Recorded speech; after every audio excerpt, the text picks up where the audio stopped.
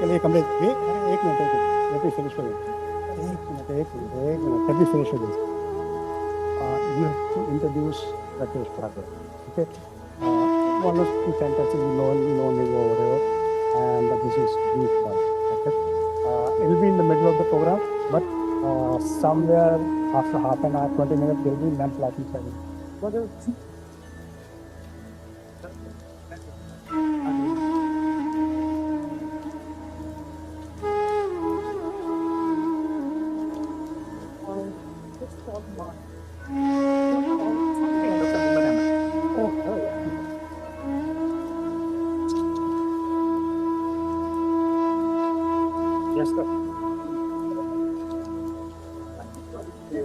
अल्लाह जी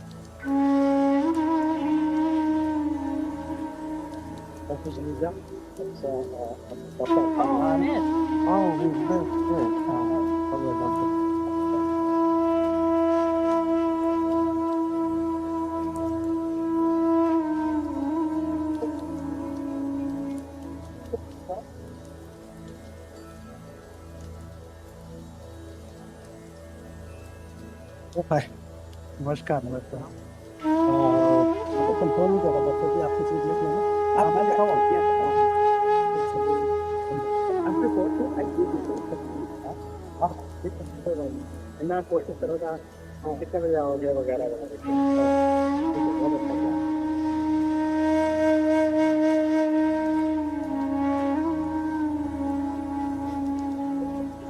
बहुत अच्छी बात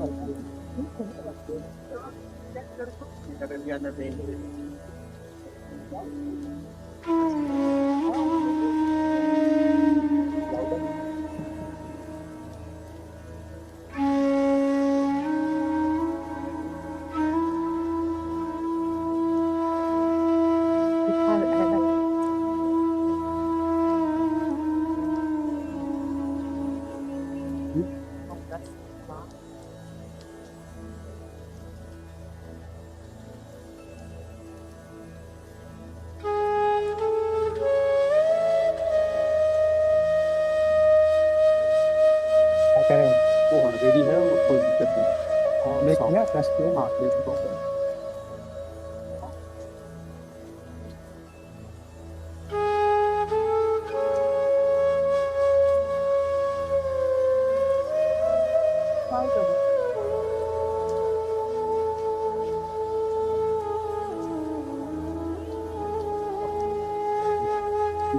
sound by no he's the head of the Sant Nirankari mission okay okay so what are you saying she's when is coming she's going sorry Sister Gayatri she's sitting over on the side over there so I should take my seat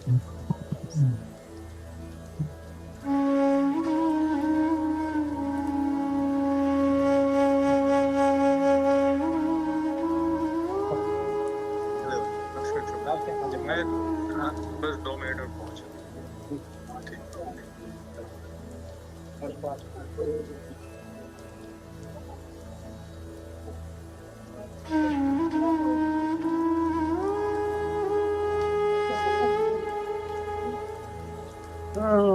we invited I invite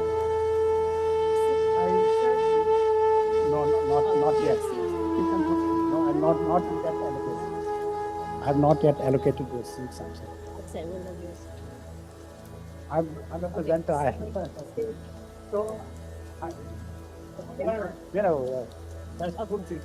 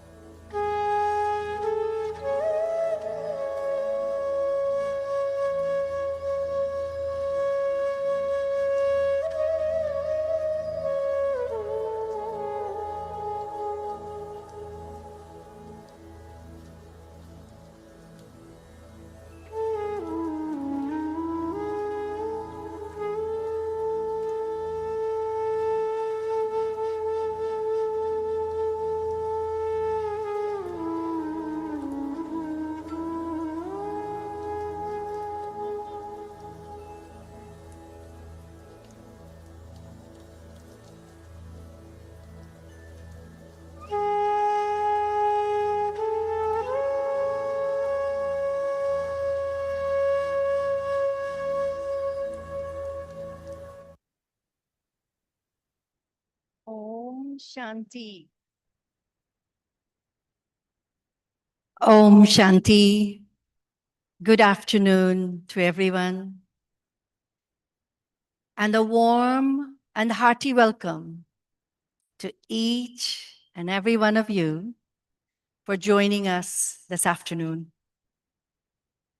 to celebrate the International Yoga Day, the spirit of yoga. And we have been hearing Andonia playing that wonderful music in the corner there, and I'm sure everyone would have enjoyed.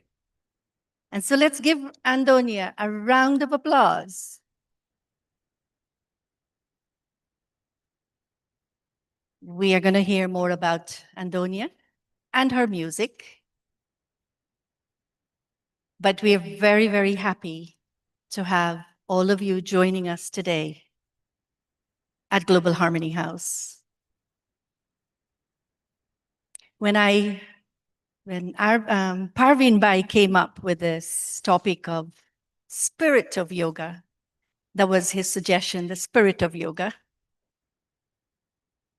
I thought for a moment, spirit of yoga, what does that mean to me? You know, we say the spirit of something. Someone has a very good spirit, a beautiful spirit. And so, how do we see yoga as being the spirit of yoga? And so this is why we are here today, not only to experience or have the stretches that we generally do for the International Yoga Day, but here this evening, this afternoon, we're also going to explore and experience the yoga of the mind, where by the time we finish here today, I'm sure each one will return home with a different mind, even though it's the same mind. It will be the same mind, but a different level of thinking, because it is our mind that is our best friend, and it is our mind that can bring a lot of sorrow and a lot of discomfort in our lives. And so we will be exploring some of those things. Can I see a show of hands? How many are here for the first time? Quite a bit of hands going up. So welcome, welcome to everyone. You need help in any way? Are you all comfortable in the room? Is it too cold? Is it too hot? It's perfect. Okay. So we would like you to be very comfortable. You need help. There are the ushers around to help you. And so we will all sit back, relax, and enjoy the afternoon with all those who are going to share with us or present to us something that is very enlightening. And at this point, I would like to invite Parveen Bhai, the founder of Lotus in the Mud. Parveen is a seasoned media professional who has specialized in wellness, personal growth, and spirituality. A trained teacher of TM, he founded Life Positive, India's first body, mind, spirit magazine in 1996 from New Delhi, India.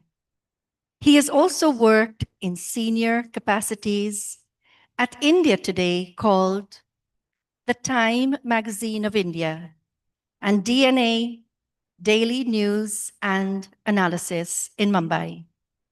He has contributed articles to leading publications, including Yoga Journal and a chapter on wellness for a coffee table book published by the government of India. I want to add a couple of lines. This is his bio of what he does. But you know, working with Parveen Bhai for the past couple of months to put together this program, as we are co-hosting this program, He is an amazing, amazing person. Don't you agree? Who knows him? His gentleness, his humility, his respect, so many qualities. I could go on speaking about Parveen Bhai and his beautiful wife, Renuben. And so, Parveen Bhai, it's a pleasure to have you joining us today here. And then we have, so Parveen Bhai will be emceeing with Eric Larson. And Eric was a retired, he's a retired insurance consultant. And he's with the Brahma Kumaris for over 40 years, currently a director with the Brahma Kumaris USA. And so I would like to welcome our two brothers on stage, and let's see what and where they're going to take us this afternoon. Thank you.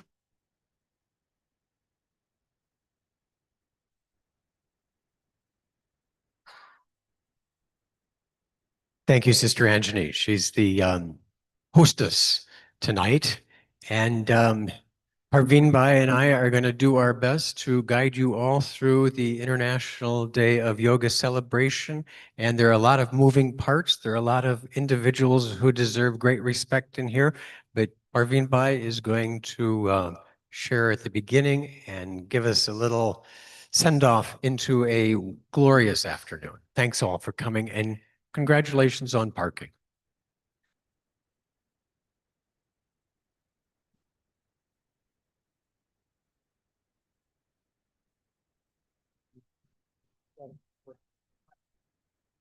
Parveen Chopra. Some of you are looking very serious. Relax. And to make you relax, let me say that I am a journalist, but not a good speaker. And I share with President Biden, I fumble and forget and so on. So excuse me. Okay, so thank you, Anjani Man and Eric Larson, for collaborating, co-hosting this event. Actually, I had contemplated a similar event last year for Yoga Day with the consulate, but somehow it didn't happen. And this time it's here. And from the consulate, Mr. Piyush Singh is here. So the event is in association with the Indian Consulate General of New York.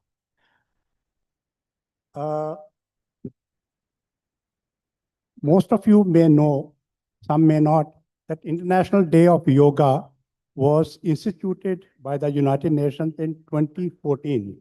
And it was at the behest of Indian Prime Minister Narendra Modi. And it was supported by over 170 countries. Since then, we have been celebrating International Yoga Day. But something interesting happened last couple of days.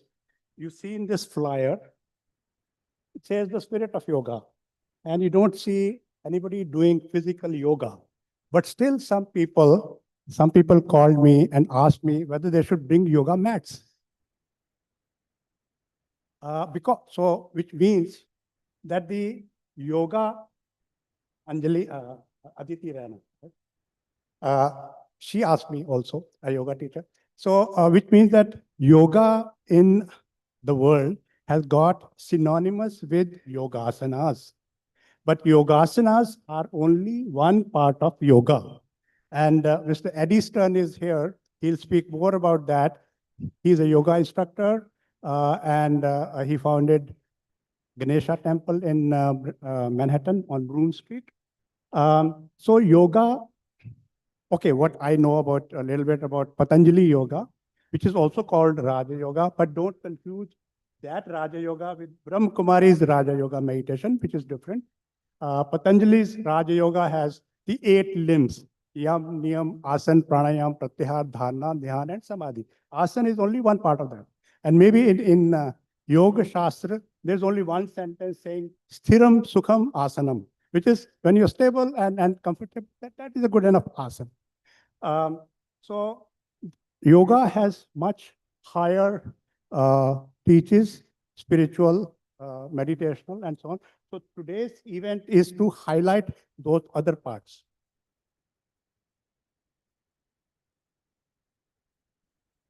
But let me also clarify that yogasanas, the postures, do have great benefit. Asanas, pranayam, they naturally lead you to a spiritual experience. They make you curious, and they spark an interest in the higher states of consciousness and how to expand your consciousness. So that way, asanas are also good. There's no problem. But then maybe you should graduate to other things also. And it is something similar to what happened in the hippie period. And many young people in America, maybe elsewhere also, experimented with the drugs. So they had some experience of altered states of consciousness. So they said, oh, there is something more to life than what we normally lead. So many of those from the hippie period, they migrated to, graduated to other systems, cleaner systems, and which is a good thing. Now, just one other point I wanted to make about yoga.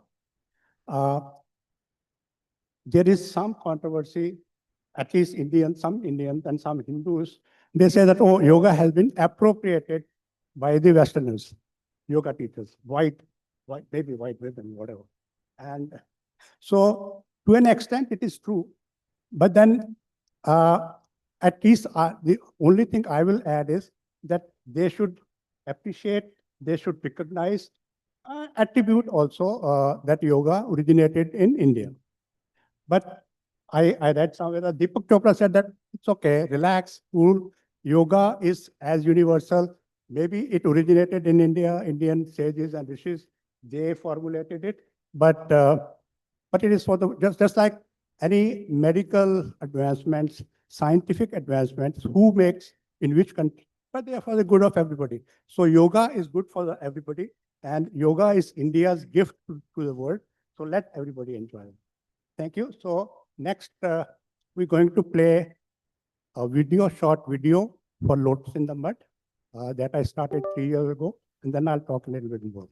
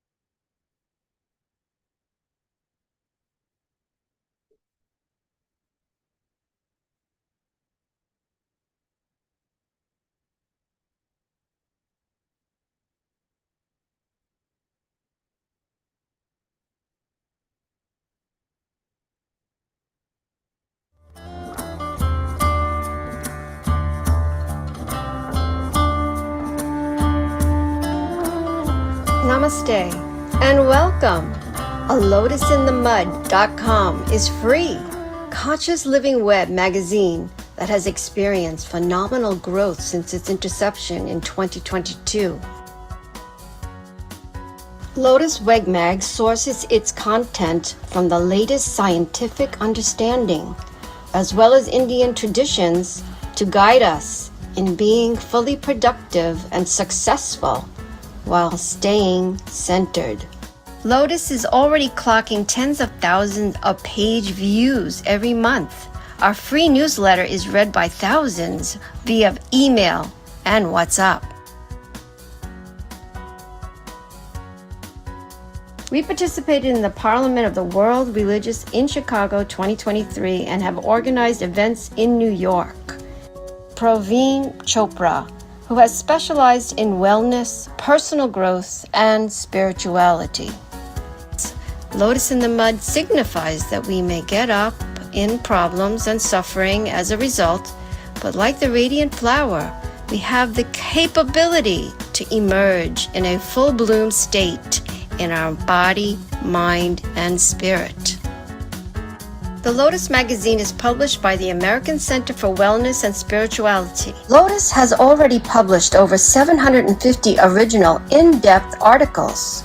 We have featured global gurus such as Dalai Lama, Sadhguru, Brahma Kumaris, Chief Administrative Head Sister Mohini, Didi, and interviewed motivational speakers including Sophie Trudeau, the first former lady of Canada, Rahul Kapoor, Jan, and Raj Didi. Praveen Chopra has founded Life Positive magazine in India in 1996 and has written for Yoga Journal, Pathos.com, and Newsday of Long Island. To support this social enterprise, contact Praveen Chopra at 1-516-710-0508. Email lotus4usa@gmail.com.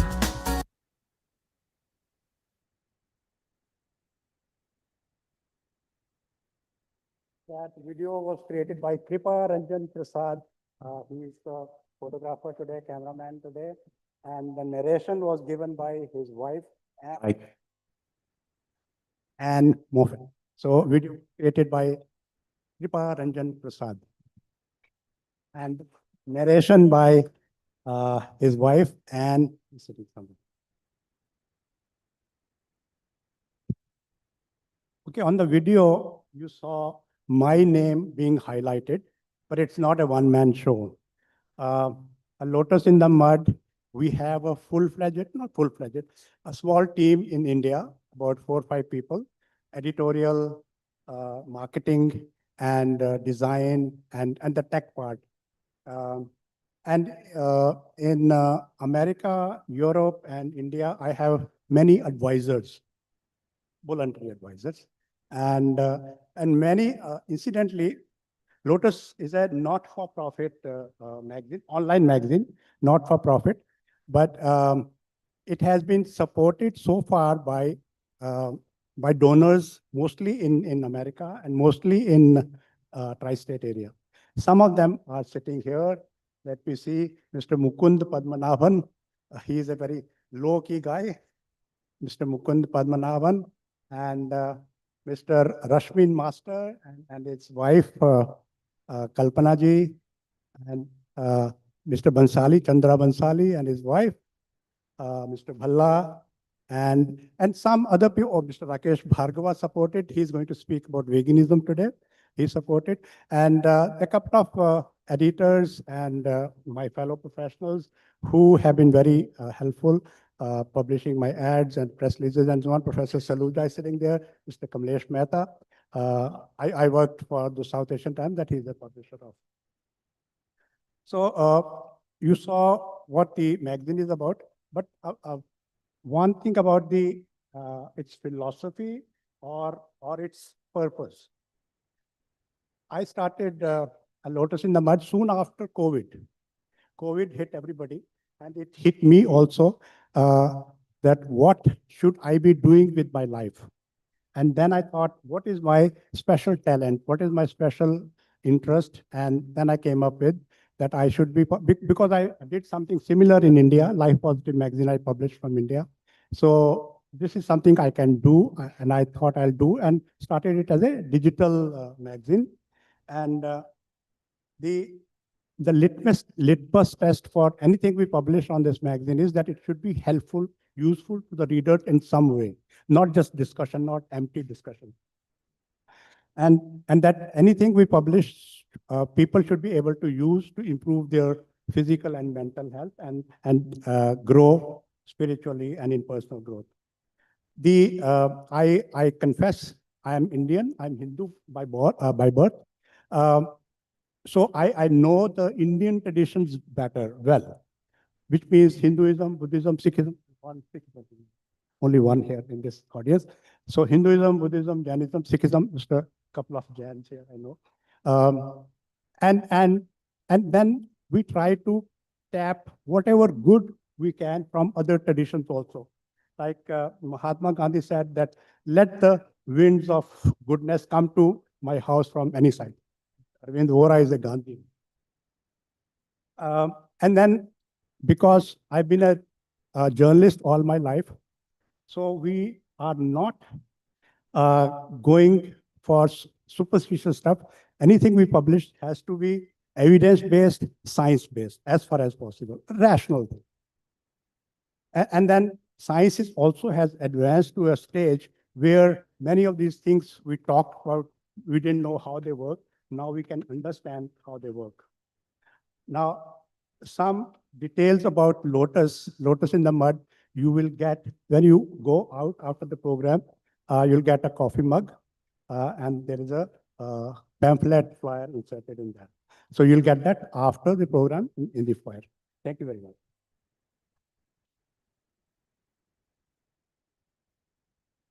Thank you, Parveen. Very informative. And one of the greatest things that I have noticed is that he is very much tenacious. And I'm sure if you are here, you have received a number of invitations, and congratulations for such a gathering.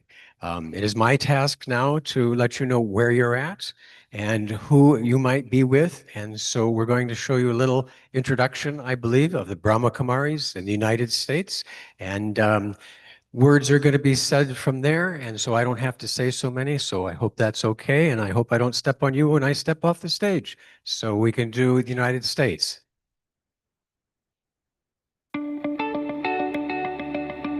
Welcome to the Brahma Kumaris, where a new world is opened up for you. From humble beginnings in India in 1936 to a global organization with over 8,000 centers in 110 countries and 1 million students worldwide. Through their tireless commitment, passionate heart, and determined spirit, the Brahma Kumaris arrived in America in 1974 and have since grown to 35 main centers throughout America.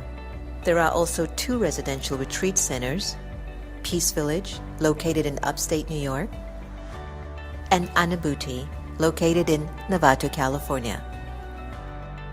I want to just share a little bit about how the centers of Raj Yoga meditation began in United States.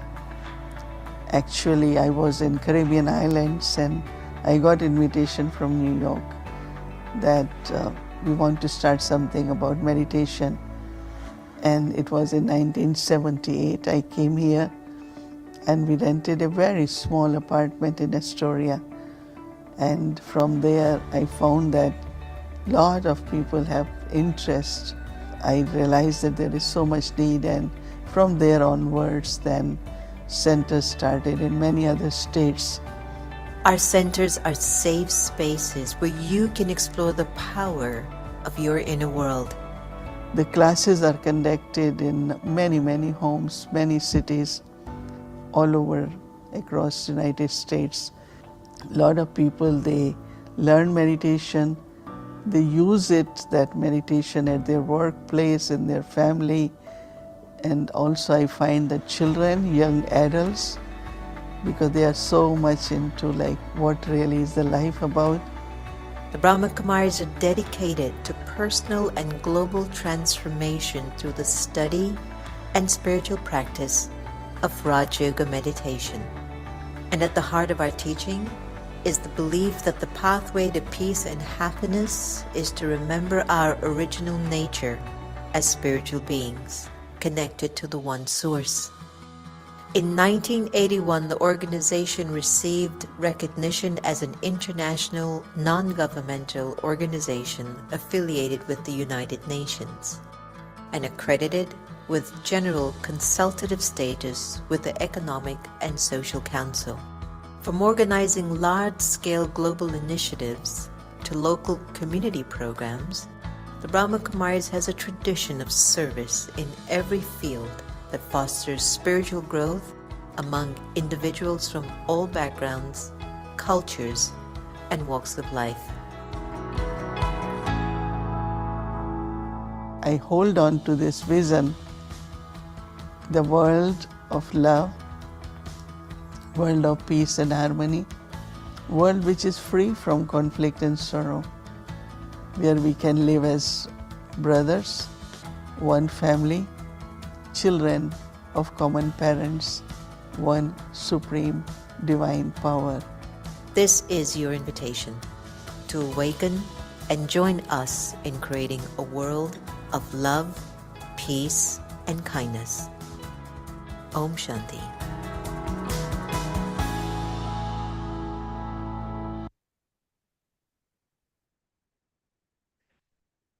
Well spoken, better than I could have done or remembered. And now we're going to go into another, we got a couple and the screen's going to go up, so don't worry about that.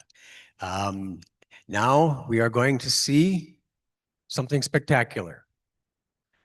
And it is you. All right, there you go. Wave to yourselves.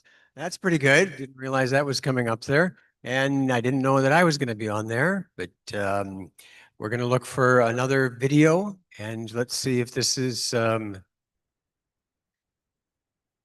mayor or Sister Mohini. And we're going to have two. We are going to ask for a number of you are dignitaries, and the mayor of our town, Thomaston, the village here, came by and offered us a proclamation but could not stay. And so we have a video of him. But if that isn't the next thing that comes up, it might be from Sister Mohini or Mohini Didi. I am going to introduce her, and she is changed in my life. You've seen a couple of her pictures. When I first came here, it was Mohini Ben. She was the instrument in charge of the center here, Global Harmony House, plus other things. She has progressed, and then she was Sister Mohini because she was the regional coordinator of the region of the Americas and the Caribbean, North America, South America, the Caribbean, and she was the international coordinator for all of those. And in recent times, there has been change, and so she has now been made the international head of the Brahma Kumaris. And so she is not going to join us at this time, but she is going to be sending a blessing. She has recorded that for us. And so her role in my eyes is the spiritual support of over 2 million of the Brahma Kumaris worldwide, and to be able to hold that stage and hold that awareness and be one who is capable of that support. And my opinion is that she's doing a great job of that. So if it's all right, if the sound, why don't we go into the Global blessing? Harmony House Day. Or we can have the mayor. This is the mayor's proclamation. He stopped by. In He was going to honor share of loud you, volume. your hard work, your dedication to the importance in the values, the morals, the relaxation. Take a deep breath. Think first before you act. And we pray for the world today as we celebrate International Yoga Day. Thank you very much, and I hope to see you later. Thank you very much for the proclamation. We appreciate that. And so trying to raise the awareness of what the day means, Om how that might experience. Shanti. And Sister Mohini Didi, will Greetings of take you peace. into that.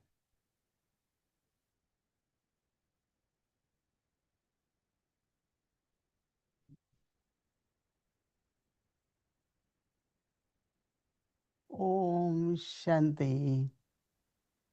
Greetings of peace. Om Shanti is I am peaceful and you all are peaceful. One of the main essential experience one wants to have in life, to have a peaceful mind. There is a lot of talk about yoga, different kinds of yoga. But I am very briefly try to explain what is Raj Yoga meditation. Because Raj is like royal, self-control, and yoga is connection. When I get connected, my mind connects with the true self, the eternal qualities of the soul. And then to connect, looking at others also as that eternal point of light is soul. And thinking of one who is supreme, supreme light, who is divine, and he is unlimited like ocean in qualities and bestower. So yoga is connection, and connection with God the Supreme is what truly is yoga. Start giving you the experience of peace, and from that peace emerges love. When there is love, there is harmony. And when there is harmony, there is happiness, abundance within the self and in the world outside. We want that in the whole universe, there should be peace, there should be love, there should be harmony and happiness. So each one of us have to begin with one's own self. And that is, I sit, start meditating by focusing in the center of forehead and creating the thoughts of my eternal qualities of purity, of love, of peace, of bliss, of power, all these beautiful qualities. And as much I create the awareness of my eternal self, then these qualities emerge. So meditation is not to think, but meditation is to know what to think. And as much clearly than I think, become creating the self-awareness, that much I go into also very, very sweet silence, quietness of mind, stillness of mind, peace of mind. And when all of us create the vibrations of these qualities, definitely in the world there will be peace, there will be love, there will be harmony. I think especially at this time, as we all are celebrating International Day of Yoga, we all should collectively create such vibrations and have such pure thoughts that there should be peace in the world, brotherly love, togetherness and harmony. For a few seconds, we all sit, or wherever you are, just think about, I am a peaceful soul, a loveful soul with inner harmony.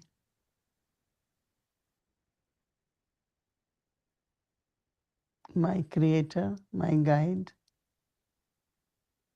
one who is supreme, divine, source of love, ocean, as I connect with that being,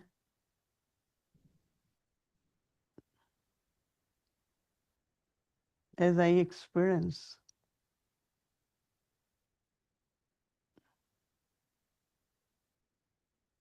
the canopy of Supreme,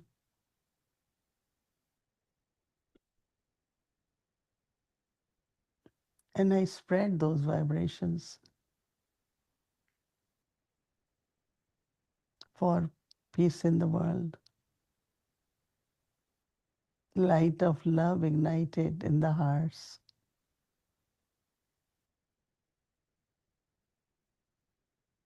and our vibrations will definitely touch the hearts of everyone in the world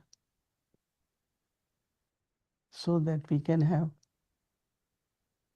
peace in the world, a peaceful world.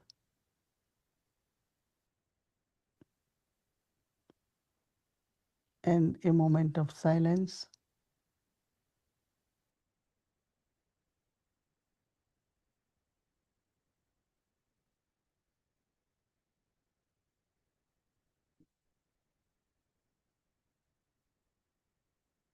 Om Shanti.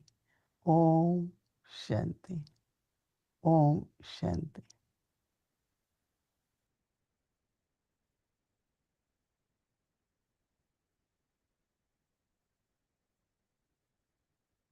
Om Shanti.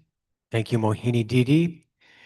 You heard her indicate that there was light of the world, light of the heart, and I have been told, let there be light, and also that it is an incomplete program if we don't light some candles. And so Parveen Bhai is coming up now also, and we are going to ask for a few of you. A lot of you happen to coincidentally be in the front row to come up when your name is called. And as the tables with the candles come out, then we will be here and you will be able to light a candle. And that light will be the brightness of the world. And we're having a shoe check right now. Because we do try to honor our stage, and those that would come on to the stage, we would request that your shoes stay underneath your bench. Thank you so much for that cooperation. We do recommend that you put your shoes on when you go outside, but it's still your choice. We have some candles, and we have soon to come up here. So Parveen Bhai, you have some names that you would like to invite? Excellent.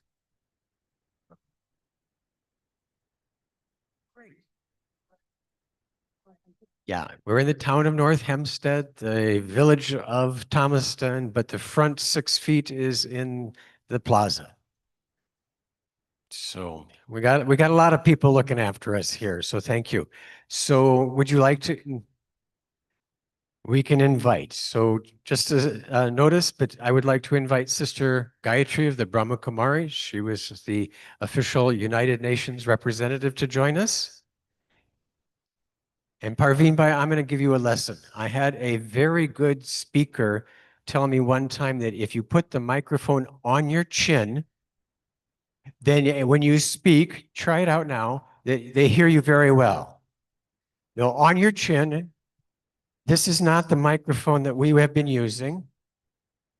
Okay, so you switched microphones. Maybe that would explain something. But he was a lecturer. Put it on your chin and now start talking.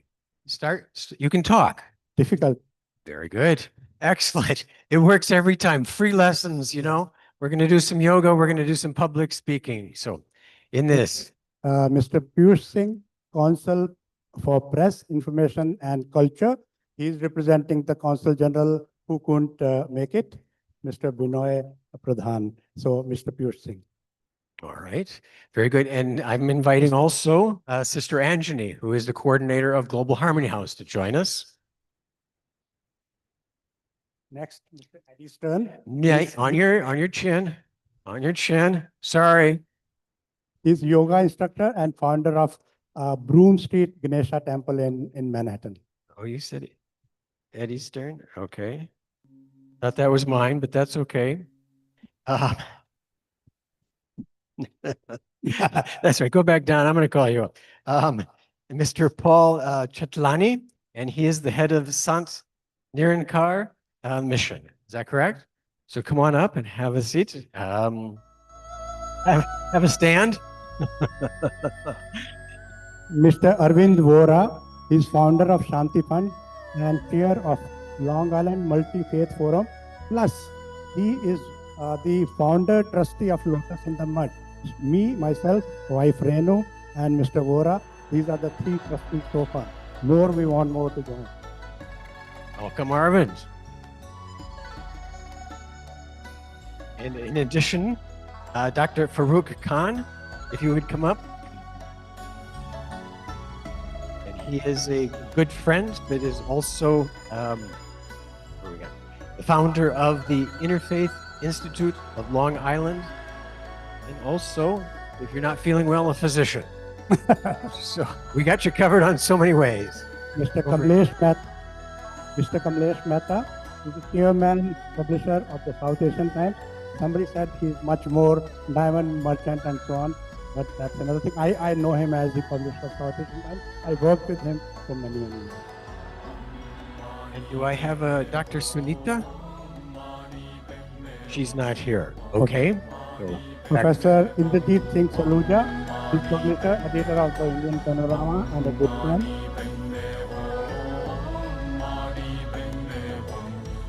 and the town of North Hempstead. Jennifer Desena from town of supervisor town of North Hempstead. We have Mr. Gurinder Bhalla, publisher of Bollywood Insider and a Indian community leader and a friend. Yeah, that's good. All right. I feel that the stage is pretty full.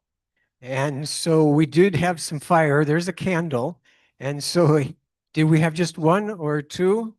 We have two. So if we could start, this is an auspicious moment to light the light of the International Day of Yoga from the Great Neck Center of the combined associations of those Lotus in the Mud, the Brahma Kumaris, and all of you. So congratulations for being a part of this momentous occasion.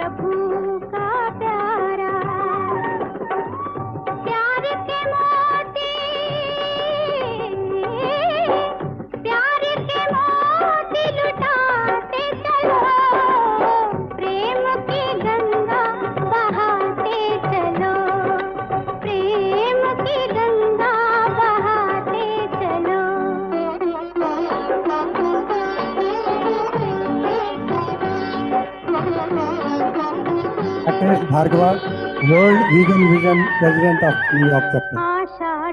He's going to be speaking. We have one here.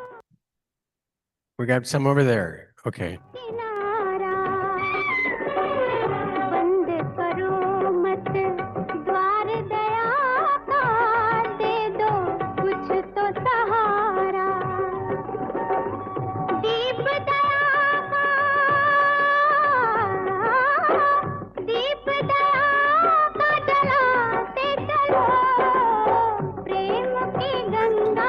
thank you all for lighting the candles, inaugurating our program, and making this a very auspicious time. So much. Thank you.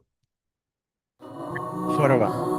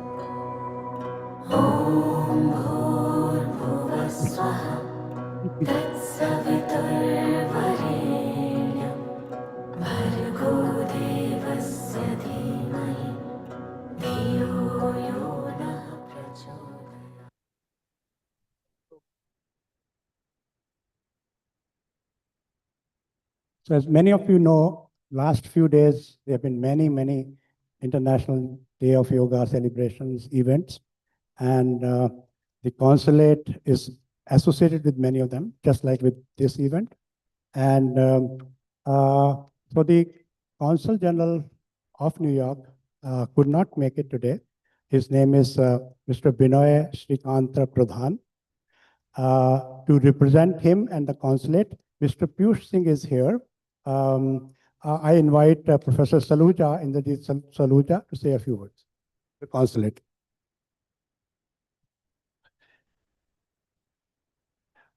We're going to experiment a little, if that's okay. Okay. The podium's coming out. You're perfect coming word. to me. The tables are going off, and I'm going to take that microphone away. Because we have a clip-on microphone that we're going to try. We got a lot of moving parts here. And so if you would say hello.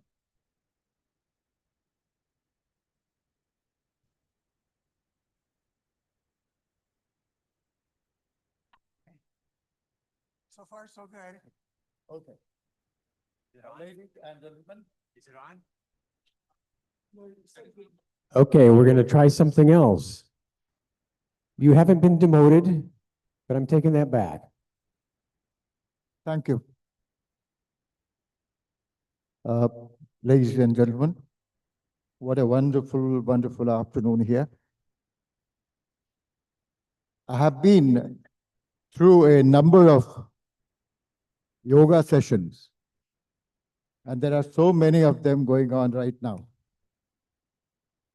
I was in Guatemala, where we have only 100 Indian origin families.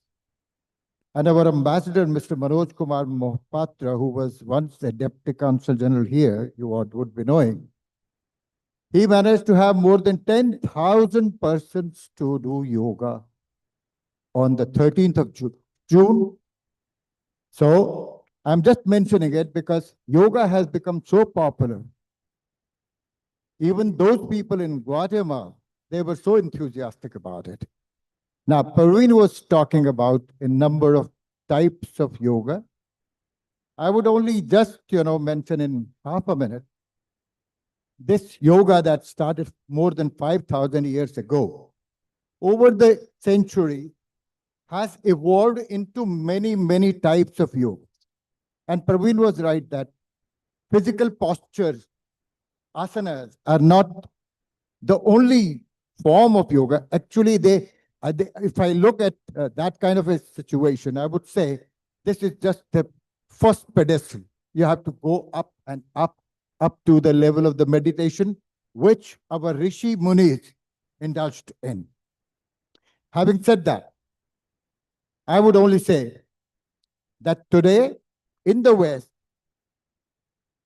a lot of awareness about yoga the pristine yoga, the purest form of yoga, that is meditation, is being promoted by Brahma Kumaris. Congratulations. We all are trying to evolve to that level. But right now, what we are seeing is a majority thinks that only breathing exercises, that is yoga. No, Praveen is absolutely right. So we look forward to you giving us the kind of yoga that we actually need to be happy in life. And as Mohini Didi rightly said, ultimate aim is peace. Peace within, peace without.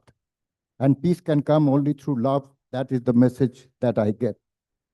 Thank you so much for that wonderful message, Mohini Didi, wherever you are at the moment. Now, I have been assigned a very specific task, and Praveen is just looking, he's taking time. My task is to introduce our friend, the chief guest here today, Mr. Piyush Singh. He is an IFS officer, Indian Foreign Service officer. And let me tell you, friends who do not know about IFS, IFS is the highest civil service in India, which is followed by IAS and the equivalent in the police, IPS, Indian Police Service. And he's here. He has experience. He has been to other countries too, but he's with us for the first time. And he has taken over as Consul, Press, Information, and Culture. That is very, very important. And culture, as you are Consul, culture also. So this particular occasion is probably for you also. So welcome here, sir. And as Praveen said, our Consul General, Mr. Binaya Pradhan, could not be here because he was caught up elsewhere. But he is very ably represented by a very able person here, Piyush Singh ji. You are most welcome to this place. Please come over.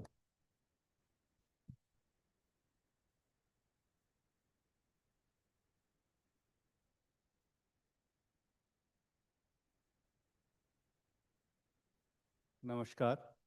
Greetings from the Consul General of India, New York. Namaskar. Greetings from the Consul General of India, New York. Distinguished members of Brahma Kumari, partners from a Lotus in the Mud, and respected spiritual leaders, and fellow speaker and distinguished friends. It is my honor to join you this afternoon for the Spirit of Yoga, an event beautifully complemented our collective celebration of International Day of Yoga. At the Consulate General of India in New York, we are privileged to support this inspiring initiative. The energy and the intent that radiate from this gathering, rooted in the intersection and unity and gathering. And truly to deeper essence of yoga, not merely an asanas and posture, but yoga as a profound spiritual discipline that harmonizes body, mind, and soul. As you all aware, the theme of this year International Day of Yoga is Yoga for One Earth, One Health. Remind us the interconnected with ourselves and each other. With the planet, it is a message deeply aligned with the teaching of the Brahma Kumaris, with the universal value we cherish in Indian philosophy of ahimsa, balance, and inner peace, which resonate with the teachings or the message which Mohini Didi has just shared with us. In New York, we have witnessed yoga transcending all boundaries, geographical, cultures, generational, from iconic places like Central Park to the Times Square. Our event like today remind us that yoga is not just to be performed, but to be lived with compassion and with mindfulness, with an unwavering commitment to inner transformation. Let me also thank Sister Mohini and all the organizers for crafting a space where reflection healing, and purpose come together. May the spirit of yoga continue to guide us all and toward clarity, unity, and peace. Thank you. Dhanyavad.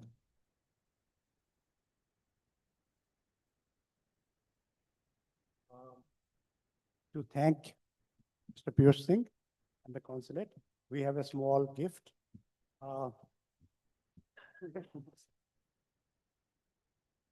The crystal lotus. And Sister Anjali's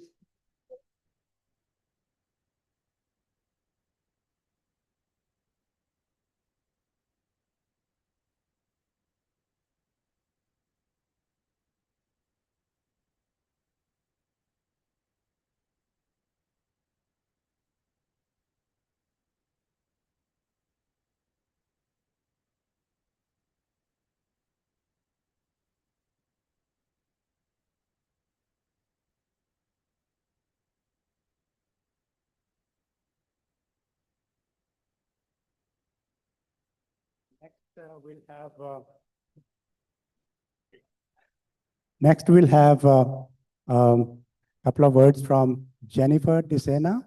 She is supervisor town of North Hempstead, and she is in the 4th year of her government service. She spent many years educating about mental health. She's an attorney in a Manhasset resident and has 2 sons in their 20s. You don't look that old.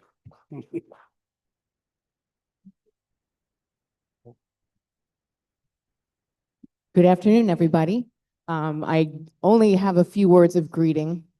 Not an expert in yoga or an expert in mental health, but I am your town supervisor, so welcome to Great Neck. Welcome to the town of North Hempstead. Before I was elected, I was the executive director of a coalition against substance abuse. So what goes along with substance misuse? It's mental health. And what I saw and what we tried to address was how so many people are self-medicating and self-medicating with alcohol, with marijuana. Unfortunately, these days, people talk about marijuana as if it's a cure for everything, for anxiety, for pain, for everything. But all it's doing is numbing us. And it is not a discipline as yoga is. So I spent many years educating about ways to think about mental health. And I even studied transcendental meditation. I'm going to confess that I'm not good at practicing it. I could give you a million excuses, especially now that I am in my 4th year as town supervisor. I have a million excuses for why I don't spend 15 minutes a day meditating. But I know it's better. And when we talk about peace, obviously we need peace in the world. We have a lot of worries about what's happening around the world. So we can pray for peace and we can work for peace.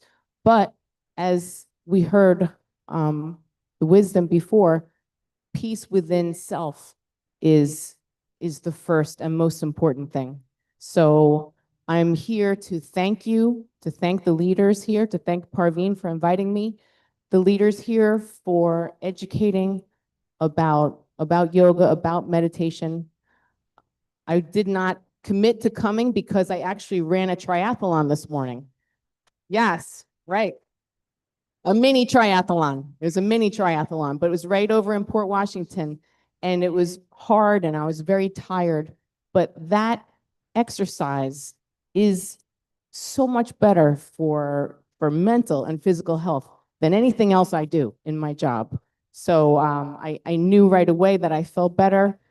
I was able to come here, and I'm so glad to see this beautiful, beautiful center with air conditioning, with something to be grateful for. So, but I want to thank you and thank all the leaders who are helping us, teaching about yoga, teaching about mental health, especially for our youth. We know they are being ruined by social media. And we know that we're ruined by it as well, but at least we're adults and we had some chance to have some inner peace, but our children don't. they are haunted by social media 24/7. So I'm very grateful for anybody who helps in this effort for especially for our children to become peaceful, confident individuals who then will be able to work towards peace in the world. So thank you all, and I'm very grateful to be here with you. I'm thrilled. I'm thrilled to know that you learned transcendental meditation. I've been a teacher of transcendental meditation and taught it in India for many years. Let me sell myself. Anybody wants to learn meditation? Come. Oh, of course. We are in. Sorry, we are in the heart of meditation. Okay. To thank Jennifer Desena, we have a small gift.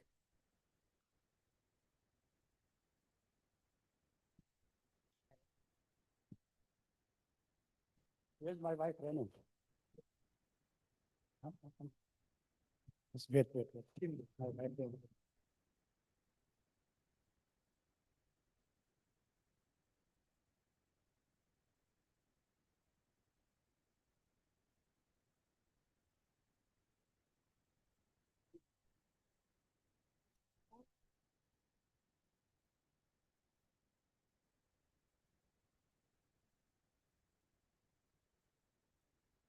Was also a copy.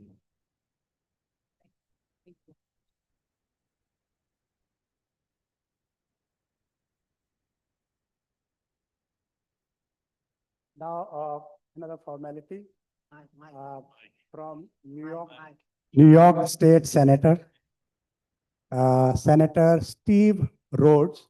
He has a couple of citations for me or for Brahma Kumaris? Both. Come. Eric, please come.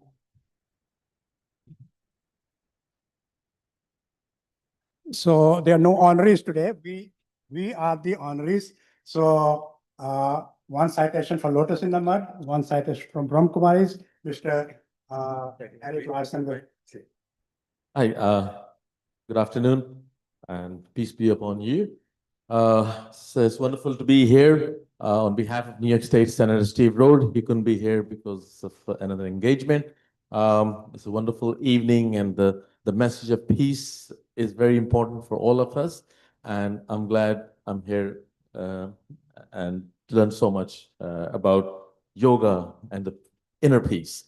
So this certificate of recognition is presented to Brahma Kumaris Global Harmony House upon the occasion of the celebration of International Day of Yoga. I, Steve Rhodes, a member of the New York State Senate, do hereby proudly present this certificate in fitting recognition of your sponsorship of this event. Great. Thank you so much. Thank you. Wonderful. Yes. And of course, This is my boss. and then of course, we certificate of recognition presented to Lotus in the Mud for the wonderful job, Praveen, that you're doing upon the occasion of the celebration of International Day of Yoga. I, Steve Rhodes, a member of the New York State Senate, do hereby proudly present this certificate in fitting recognition of your sponsorship of this event.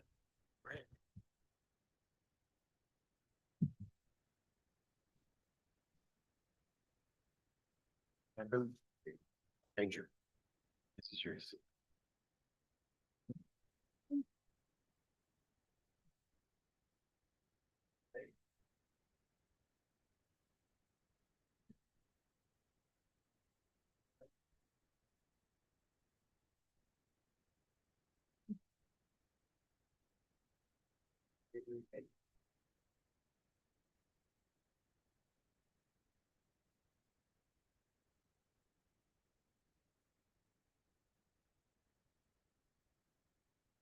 Now it is my great pleasure to introduce Eddie Stern.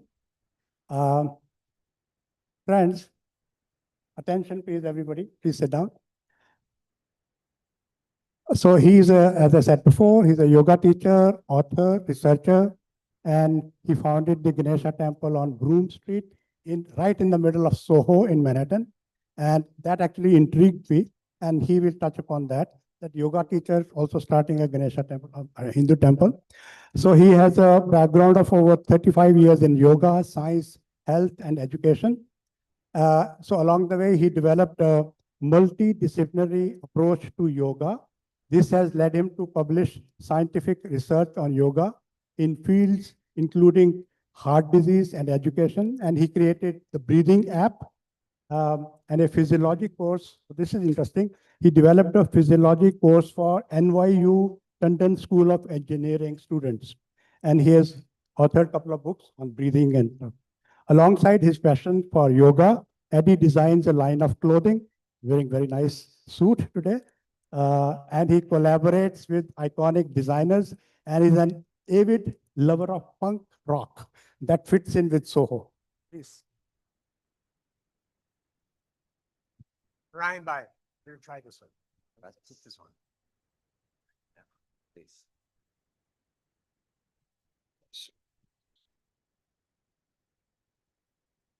Okay. Is this working? Can you hear? Excellent. It's working? Yes? Ah, amazing. With yoga, you never give up. So Never. Leave it here also, Good? just in case. Good. Great. Namaskaram. Thank you so much for having me. It's a pleasure to be here. And Pradhan, thank you for the invitation. Thank you for all of the Brahma Kumaris for having me. My name is Eddie. I'm from New York City, born and raised. In fact, we've been living in Manhattan since 1880. So I consider myself a very provincial, small island person. Well, thank you. I am also, I believe, one of the countless millions of beneficiaries of the gift of yoga that India has bestowed upon the world, for which I am eternally grateful. I began practicing in 1986 in New York City and then went to India in 1988 and studied there for many years, and later opened the Ganesha temple on Broome Street in the year 2001. Pradhan asked me if I would speak a little bit about yoga not associated with asanas and also lead everyone through a small practice. And I thought maybe we would start with a small practice because you've been sitting for a while. So why doesn't everyone stand up, if you would be so kind? And we're going to do something very, very simple. Shake the legs and arms out a little bit if you would like to.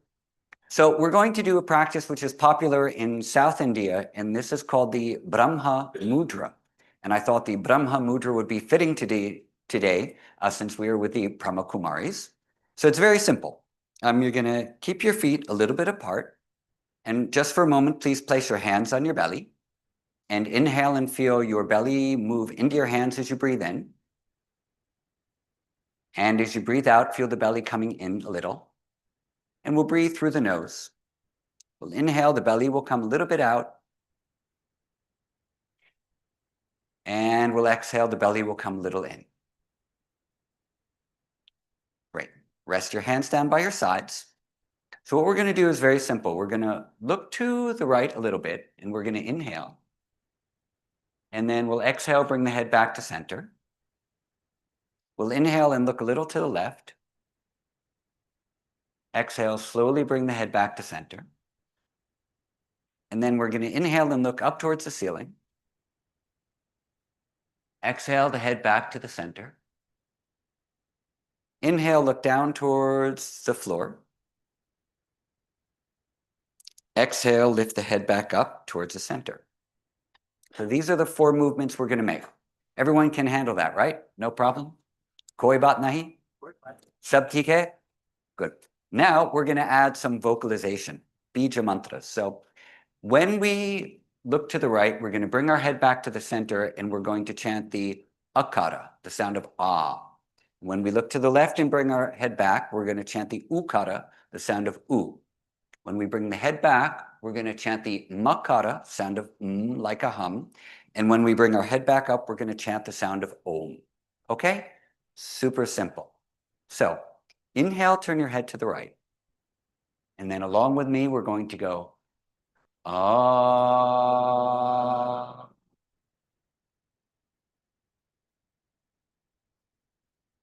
Perfect. Inhale, turn your head to the left. Now the ukara.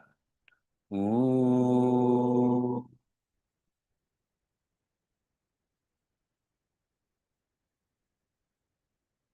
And now inhale the head, look up towards the ceiling, not too far back with the head. Now we hum. Mm.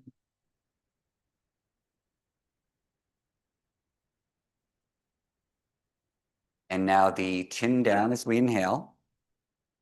And the Omkara. Oh.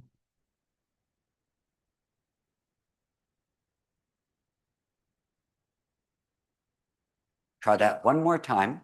And now we can add in some of the philosophical ideas behind Omkara, that the Akara is the waking state, and the Ukara is the dreaming state, and the Makara is a deep sleep state with no dreams, and then the Omkara is the transcendental sound of all beingness. So inhale, close the eyes, turn the head to the right. Ah.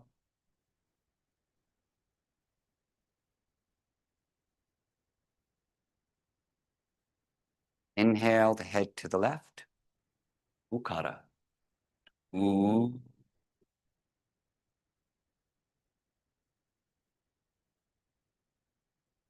Listen to the silence now. Inhale the head back. Makara. Mm.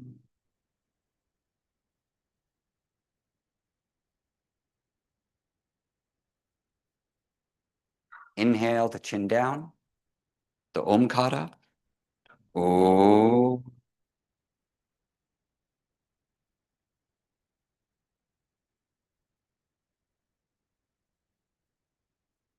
Inhale the hands together into the Anjali Mudra at the heart. And we'll chant Shanti together 3 times. Shanti, Shanti, Shanti. One last Om. Om.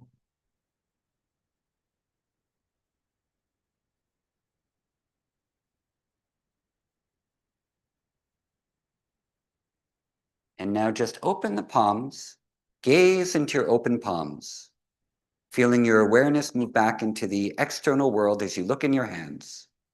Mentally repeat the sound of Om into your hands 1 time. And say to yourself, may my hands be instruments of peace. May these hands be instruments of kindness. May these hands be instruments of service.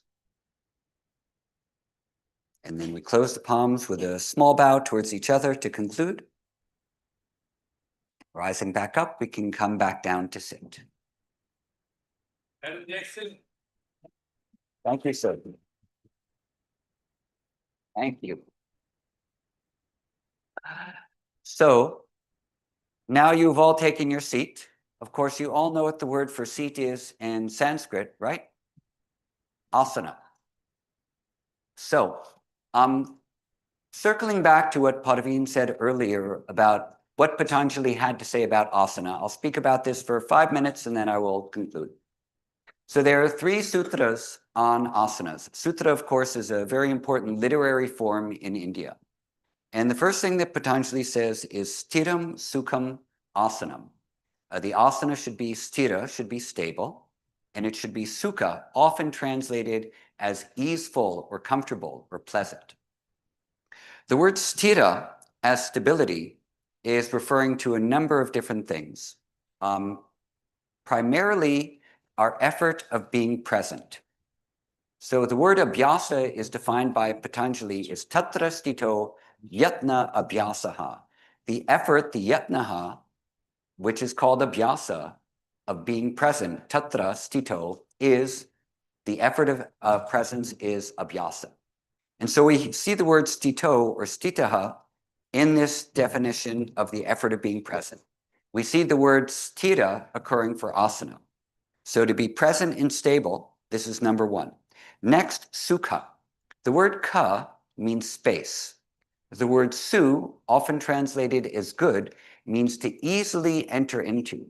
So the word sukha means to easily enter into an expanded space. So within the asana, we want 2 things. Number 1, the effort of being present. And number two, to easily enter into an expanded space. Where? In the field of our mind. So let our mind enter into an expanded space easily. Next, how do we accomplish that? Prayatna Shaitalya Ananta Samapati Bhyam. So Prayatna Shaitalya means with a relaxed effort, we can maintain or gain stability and steadiness. If our effort is too forceful, then we're not going to be stable. When we try too hard, then we actually become unstabilized. So let our effort be there, but let the effort be relaxed. Let the effort be pleasant. And then to attain sukha, enter easily into an expanded space, we want the Ananta Samapati Bhyam. Samapati Bhyam means the cognitive blending of our awareness into a particular object. And the object here is Ananta, which means that which is without limitation. So that which is without limitation, has no boundaries whatsoever, is the infinite expanse of consciousness. So the cognitive blending of our awareness with the infinite allows us to enter into an expanded space easily in a relaxed manner. And then what happens? Tato dvandva anabhighataha. The dvandvas, the pairs of opposites, these are the ups and downs of life. Hot and cold, pain and pleasure, success and failure, praise and blame, etc. All these pairs of opposites, we anabhighataha, we transcend them. So tato then, the pairs of opposites are transcended, which basically means we can manage the ups and downs of life with extreme equilibrium without ever getting thrown off, and be present for the moment to address the moment as it needs to be addressed. So these are the three sutras that Patanjali has spoken on asana. Number one, Sthira Sukham Asanam. The asana should be steady, stable, equilibrium, and allow us to easily enter into an expanded space. In an expanded space, what does that mean? It means that everyone who's around us, we are accepting of them, we're happy to be with them, we're understanding for the trials and tribulations that they may be going through. When we are in an expanded space, that means that we can allow everything to be. When we're not allowing other things to be, but we demand that life operate the way that we want it to, then we are in a limited space. We're not in an expanded space. Then we get a lot of suffering, a lot of difficulties in the mind. So, Sthira Sukhamasanam. Next, Prayatna Shaitalya Ananta Samapatibhyam. We find stability through relaxed effort. We find expanded space through cognitively blending our awareness with that which has no limitation. And then the result of that is tato dvandva anabhighataha. We can manage the ups and downs of life happily. So these are the three sutras on asana. Whenever we think about asana in regard to yoga practices, if we keep these things in mind, then the asanas that we do will always bring us into this kind, accepting, open space, and not just twisting ourselves into pretzels. So I thank you very much for having me, and I wish you all a happy International Day of Yoga.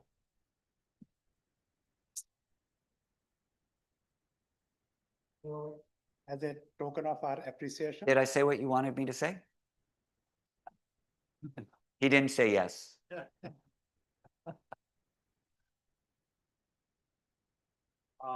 Again, it's a crystal lotus, and I think very appropriate to give as a gift from Lotus in the Mud. Thank you, sir. Thank you very much. This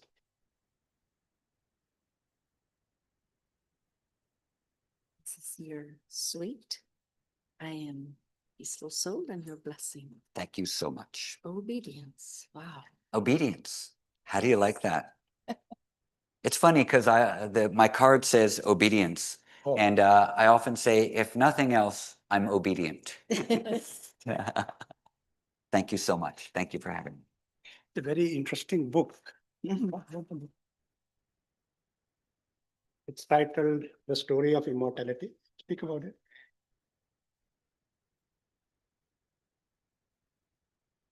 Sorry, I have the back.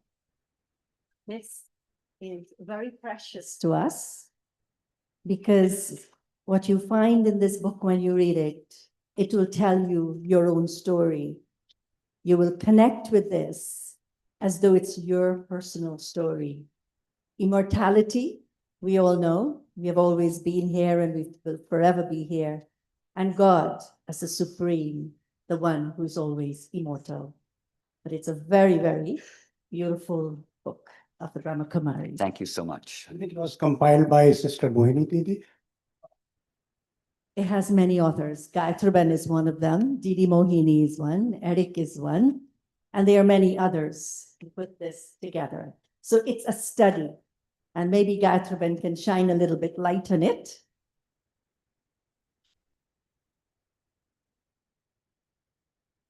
Thank you, Parveen. Thank you. And please come visit us at the temple in Manhattan anytime. Yes. Thank you.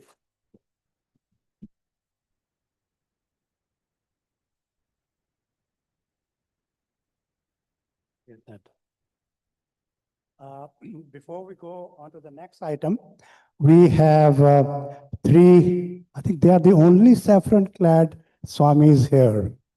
Three saffron-clad Swamis. They are from the Ananda Marga. It originated in India, in West Bengal, I think. And I have the three names here. I don't know who's the senior most. I think Acharya Abhirama Nanda Avadhut. Yes, is the senior most. Then Acharya Madhvatmananda Avadhut. And Acharya Kovida Brahmari. Brahmachari. Okay. So that done. Now, I'm going to invite Mr. Kamlesh Mehta, the publisher of the South Asian Times, to introduce Mr. Rakesh Bhargava. And they are both friends for a long time. Okay, Mr. Kamlesh Mehta will talk about that.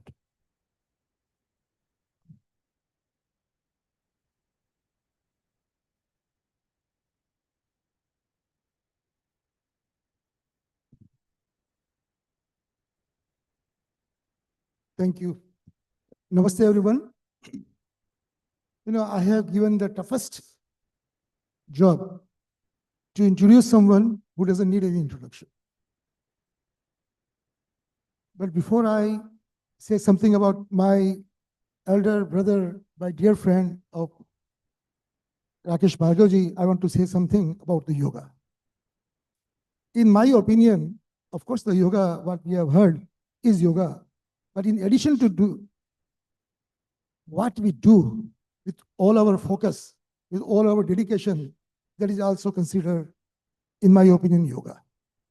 Like in my opinion, Praveenji, he is also a yogi.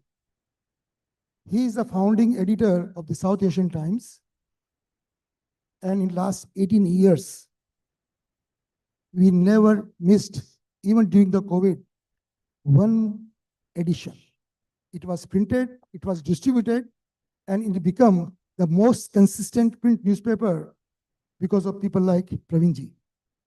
Praveenji, heads up to you. There is only a work of yogi. We never missed one single day because of our team like him. And of course, there are many yogis here. I see that they are truly dedicated whatever they do. And I can name few names here, but that will take extra time. Here I have been given the printed introduction of my dear brother, friend, mentor, and my inspiration, Rakesh Bhargavaji. It says that he is a serial entrepreneur. He has done a lot of very successful commercial ventures. But more than that, why I love him is I'm going to say without kidding. He is the instrumental in having a state-of-the-art hospital in Indore. In that hospital, they do, of course, all kinds of surgeries, but for charity, they do cleft surgeries. He has done more than 11,000 surgeries and bringing the smile back to young kids and people with a smile trend. Rakeshji, thank you very much. It means a lot. Bringing the smile on a face and confidence on the face, that is truly very admirable, and we appreciate that. Besides that, certain things we have in common. First, his sasural and my sasural is common in same town, Jaipur. Second thing, he is also Rotarian. He came to America because of the Rotary program, and I'm also Rotarian, a past district governor in the Rotary. Third, our spiritual guru. We both share, we are brothers from Guru Brahma Ji. I see Bansali Sabha is also here. Many other friends are here. So that is also very common between us. He is a vegan follower. He is a promoter of vegan. I was vegan for many years. I'm pure vegetarian, but I do get inspiration from you in time between. So please welcome Rakeshji on the podium so he can share his wisdom with all of us. Rakeshji, most welcome. I don't know what more to say about you, but you have made us proud again and again. Thank you.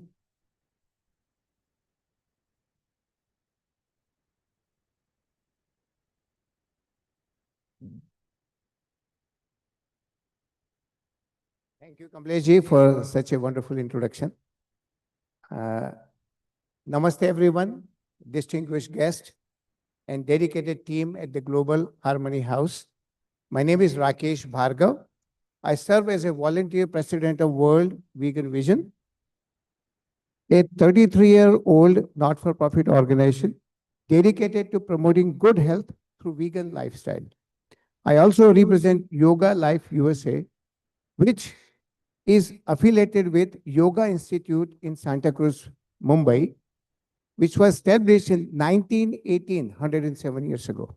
The first institute of its kind in India. They have a chapter that Rockefeller opened in upstate New York. Thank you. I extend my heartfelt thanks to Anjani ji, Brother Eric, and Brother Praveen for this opportunity. I also congratulate Indian Consulate, the Brahma Kumaris, and the Lotus in the Mud for promoting the timeless wisdom of Sanatan Yoga. Now, theme of my talk is Nourish Your Gut, Awaken Your Mind with Veganism and Yoga combined, rhyme intended. So, I will show today how combining yoga and veganism can enhance our physical, emotional, and spiritual well-being.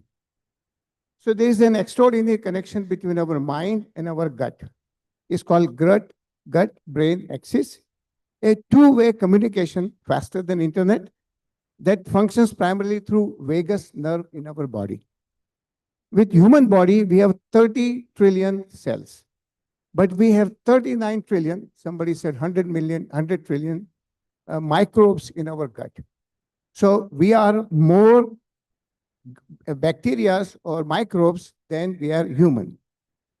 You may have heard the phrase, we are what we eat, but more accurately is not what we eat, but what they, meaning our gut bacteria, eat, because that's the key. And what do gut bacteria like or eat? They love fiber. If nothing from this talk you take today, just remember to eat food which is rich in fiber. That will give you enormous good health. Now, fiber-rich food can only come from plant-based, that too whole food, not processed food. Potatoes are good, but not potato chips. Fiber is entirely absent in dairy and animal products, and often taken away or stripped away from processed food. Like I said, you take sugar cane and you eat it, that's good. But you turn it into sugar, which is processed, is not good. 70% of our immune system reside in our gut. So those who went through COVID realized that not everybody got sick same way. It's all because of our immunity. And that can be strengthened by just consuming fiber. That's why scientists call it the second brain. Now, what does microbiome flourish on? As I said, fiber-rich plant-based food. Feed them well, and the good bacteria will thrive. Feed them badly, and the bad bacteria take over. You give them processed food, dairy, or animal food, your bad bacteria start to promote within you, causing diseases and stuff like that. And also our body doesn't function as well as with fiber food. So there are two components of fiber food or microbiomes. One is prebiotics and the other is probiotics. Probiotics are the bacteria which are also found in fermented food, mostly vegan food. And prebiotics are the food that the probiotics eat. You combine these two, they become postbiotic, which is also called short chain fatty acids. One example is butyrate. What the butyrate or the SCFA, commonly known as, do for us, they reduce the inflammation, they prevent chronic diseases, they improve mood and mental clarity, they also protect the brain, and they lower the risk of depression and cognitive decline. We have a lot of mental diseases that are happening as we age. There's no need for them. Yet, only 5% of Americans take enough fiber, which is recommended by the FDA. 5%, 95% go without it. Simple goal, aim for 30 different plant-based food. You take breakfast, you take maybe 1 or 2, lunch 1 or 2, dinner 1 or 2, plant-based, you're done for the day. That's all you need to do. Eat food that goes from farm to table, not from farm to factory, then to table. Simple. Now, as yoga unites the body and mind, veganism unites compassion, clarity, and conscious living. Together, they reduce stress, they support digestion, and they create harmony between our physical and emotional self. So, yoga and a plant-based diet support our physical, mental, and emotional health. Your mood influences your gut, and your gut influences your mood. In conclusion, on this International Day of Yoga, let us honor not only our outer postures like asanas, but also our inner nourishment that support our mental peace and emotional balance. By embracing veganism and yoga together, we align our mind, body, and microbiome in the direction of health, harmony, and compassion. Let me leave you with my theme of my talk. Nourish your gut, awaken your mind, with veganism and yoga combined. Choose plant-based, whole food, fiber-rich diet for emotional, physical, and spiritual health. And thank you so much. I would like to congratulate you because you chose to spend this afternoon learning about how yoga and diet can support you as opposed to doing something else or being out in the park. So congratulations on being here. Thank you. Thank you, Rakesh Bhargavaji. So once again, he is the president of World Vegan Vision, New York chapter. So thank you, sir. Very enlightening talk. Fiber, I agree. Fiber is the one thing that is missing in our diet. So as a token of our appreciation, a small gift for you.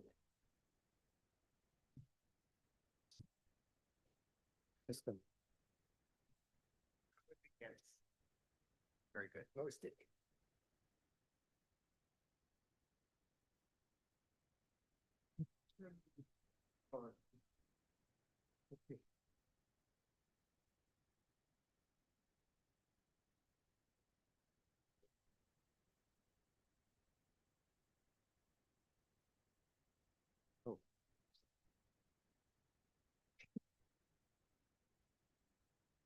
There is fiber in your future in the backyard soon.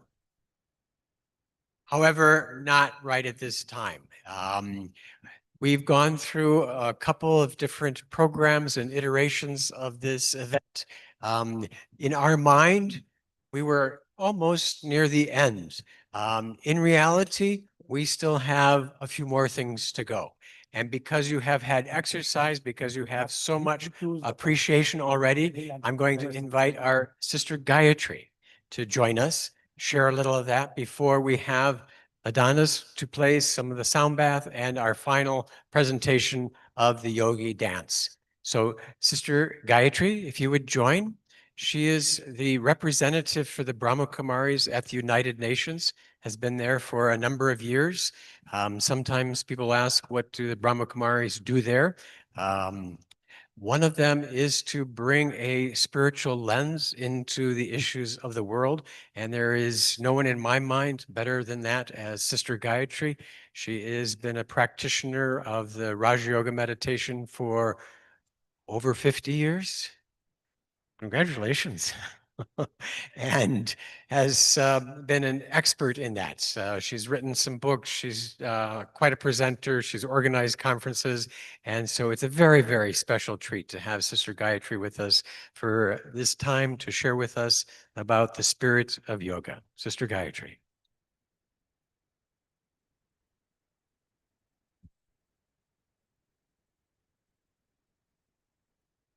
Thank you, Eric, and Om Shanti to everyone here this evening. And I was sitting in that corner over there, really enjoying each presenter because you come with such a unique message, but your presence gave that message a unique meaning. And so we experience you not just as the ones sharing a message with us, but I'd like to introduce a new term. You're the carrier of your message, which means you embody that message. And so thank you for sharing some things that I feel was topmost.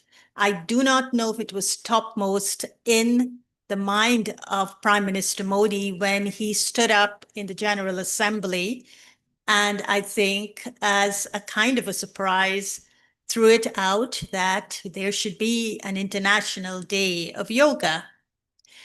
And of course, he got a response that was overwhelming in terms of countries supporting this concept of yoga. However, when it was brought before it got, someone gave an idea at you, and I don't know if you know how it works, but let me tell you a little bit. Someone, a head of state or a representative of a state would stand at the podium of the General Assembly and give an idea, such as a day. And then it is taken up and has to be created into what is called a declaration. So before the day could be something that becomes a reality, there needs to be a declaration. So they have a group of people that would create that declaration. And in the declaration of the International Day of Yoga, it is within the framework of health, harmony. It is also within the framework of not just health and harmony with ourselves, but health and harmony with Mother Nature. And so it's an all-inclusive concept. But over the years, over the past was, as you heard, declared in 2014, and over the years, we have been celebrating it at the United Nations. And I don't know if some of you were there on Friday to celebrate it. Were you there? Yeah, I think I noticed you. Great. And that was so very beautiful, wasn't it? And so Ambassador Harish did a fantastic job of bringing about 1,500 people together, giving us yoga mats and giving us T-shirts to wear. And so it has been very much part of not just the asanas, which they were very beautiful, the way you explained them and how to do it, and the pranayama, but it's also a lot to do with lifestyle, such as diet. And it also has to do with well-being, which we heard earlier on, mental health. But for the Brahma Kumaris, what is the spirit of yoga? What is the spirit of Raj Yoga? And for us, the spirit of Raj Yoga is something that I think we need to really look at, reflect on, contemplate on at a deep level. And for us, the spirit is reaffirming the dignity and worth of the human person. It means yoga, the spirit of yoga means spiritual equality. Are we all born free and equal? Are we all endowed with reason and conscience? Is that what the practice of Raj Yoga is intended to remind us of? We talk about Raj Yoga as a spiritual discipline. And that spiritual discipline is within the context of an understanding. So we heard about the different types of yoga, and one is Gyan Yoga.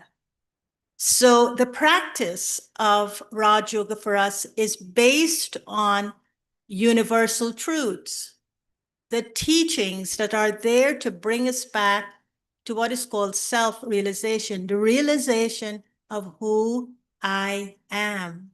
And that is why Deepak at the United Nations took us through a meditation. And what did he take us through? Who am I? How can we know who are we if we don't know as individuals who am I? And so yoga has collective impact, no doubt, but yoga is a practice of the individual. We do it as individuals, but we come together to do it as individuals in a collective.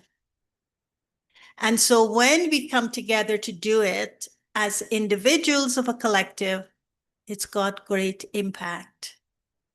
So the spirit of this year, 2025 yoga for me is asking us to look at this fundamental question of who am I?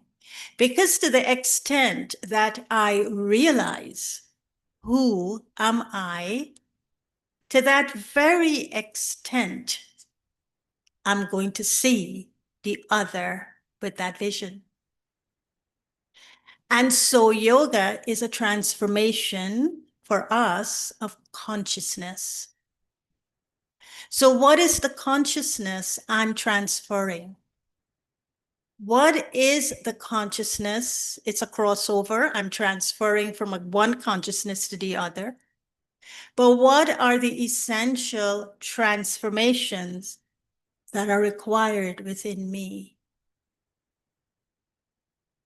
Now, if we are all born free and equal, and we are endowed with reason and conscience, what is the transformation that would be required in the way we reason? It's called the Preet Buddhi, the way we use the love in the intellect to discern and to decide. How are we going to put love as a universal quality or power of yoga? Because without love, you can't connect, can you? Can you connect without love? Can you connect to your gadget without love? Can you connect to your son or daughter or sibling without love? So where has that love gone? That it has put us into compartments and silos, and we cannot see ourselves, so therefore we cannot see another. So the first and foremost quality of Raj Yoga, I think, is love. Love that needs to emerge as an eternal quality, inherent quality within the soul. Love that needs to come through my eyes and I see the other with love. And so the legitimacy of the other rises in front of me when I see them with a vision of love. And that gives them equal rights to the connection of love to the source. If I were to ask you, humanity is a tree, right? It's the tree of humanity. We talk about it. We talk about our family trees, and we talk about the tree of humanity. And if we were to look at humanity as a tree, and yoga, Raj Yoga, is also unity, right? It's ek. We heard about ek omkar, but it's ek, it's ekta, it's ekanpriya, it's ekagrata, it's ekras. It's all connected to ek. All these stages in yoga is connected to ek. So if I were to see the tree of humanity with a vision of oneness, perhaps I look at the seed of the tree. I'll even go beyond the roots. And when I'm connected to that seed of humanity, then I will see the whole of humanity as my brothers and sisters, won't I? And if I were to ask you, are the whole of humanity brothers and sisters? Would you think before you answer? If I were to say, answer me from your heart, what would you say? You would say no, from your heart? If you were to say no, I would think it comes from your mind. But open your heart. And this is what yoga is teaching us. Before I could even say to a fellow human being, you are my brother or sister, I would be like this sister. I would say, no, you're not my brother and sister. Because what am I seeing? I'm seeing everything that divides. But if I were to look at God as one, the source as one, and seeing that every soul, maybe not every human being, but every soul, the being in the human form, is connected to some way to God as a child of God, then perhaps the way I look at them would be different. And I think this is the transformation of consciousness that Raj Yoga is asking of us. Can you transform your consciousness, not just your thoughts? Because I can change my mind. I could love you now and come back tomorrow and say, I don't love you anymore. And you say, well, why don't you love me anymore? I changed my mind. And I'm entitled to change that mind. So it's a transformation of consciousness. So transforming that consciousness means to understand, who am I? And who am I is I'm a soul. And so is every other soul on planet Earth. And who do I belong to? Is the source, the divine source, God. And what do I have as a likeness to God? Is what is innate within me. It's peace, it's love, it's joy, it's truth, it's purity, it's my authenticity. It's the true self. And what is the image that I have? When I say I'm connected to God, it's I'm light. I'm a being of light. I'm living light. I'm a soul. Water cannot drown me. Fire cannot burn me. A gun cannot shoot me. A bomb cannot explode me. I'm immortal. And so is every other soul. So this is the message I would like to leave with all of you, because when I'm in that consciousness of being a soul and I'm connected to the Supreme Being, then I will remove the silos. I will remove the differences. I will remove the things that are so important for us to remove, and I will return to that consciousness of being one with God and being one with my fellow human beings. But there's a but. What does it require to do that? Eddie, what does it require to do that? Desire to do. That is pure desire to do it, and the consistency of a practice. I live in New York City. I wasn't born here. But I love this city. Why? Because I travel the New York subways. And I sit in those subway cars and I look around me and I see people from all different parts of the world. I hear Lotus in the Mud. Where did I first come across that? Thich Nhat Hanh. And where it's very popular? In Vietnam. So it's universal, isn't it? These things are universal. Nobody claims them.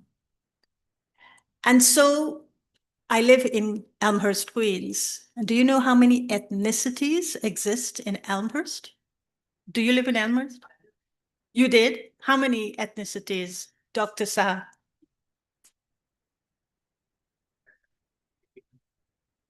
Yeah, I think it's even the same. It's a little bit more. Ethnicities. So you walk down the streets and you think you are in a global village. And so I'd like to end with a practice. I think a practice that is very important for us to have. And it's a practice of how I see. One of the things about Raj Yoga is drishti, divya, drishti. It's how you see. And the thing is, can we see with love? Is it possible to see with love? No matter what? So what would I look for if I need to see with love? Divya Drishti, right. So the Divya Drishti is connected to something more than what the physical things I'm seeing. And so let's do a practice. So I'll ask you, how many of you have got cell phones? Let me see it. Let me see it. Hold it up. Hold up your cell phones, please. Now, these are called sadhans, right? You know the word sadhan? It means facilities, devices. Now, take your finger, put it on your sadhan, and silence it. Put it on silence, right? Just silence it. You did that? Now, let's go into sadhana. Right? You can't have your sadhan if you want sadhana. Right, my dear brother Piyush from the Consul General's office. We miss him. Tell him we really do miss him. But you're great as well. So we now are going into our sadhana, right? So how would you sit if you're going into your sadhana? Relax your whole body, and vegan does it. Relax your whole body, okay? Focus. This is your immortal throne, right? You're sitting here. But you're looking through these eyes. So keep your eyes open and choose a point that you're comfortable with, but make your eyes soft. Soften your eyes.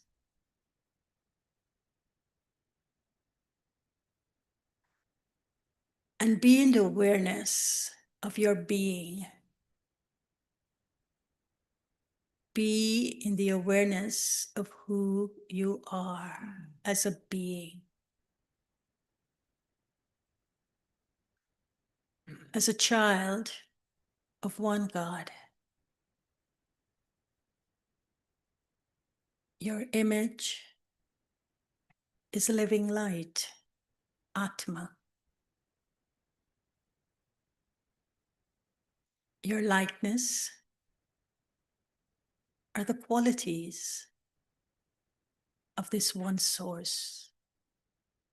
Peace and love and beauty and benevolence and truth.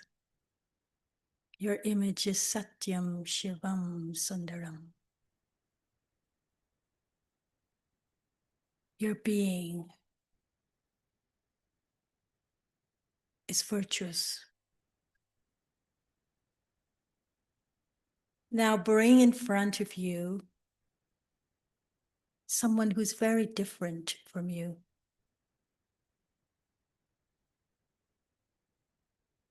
And through the lens of love, look at that person. Look at them seated on the seat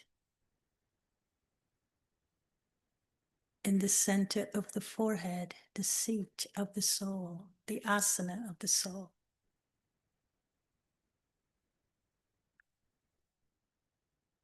They're different, but I'm connecting to them with spiritual equality, soul to soul. And I'm looking at them with love. My brother, my sister. They too are children of this one God, the seed of the human family tree.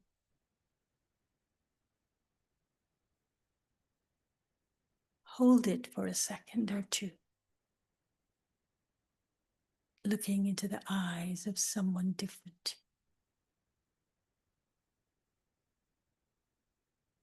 Feeling this bond of love.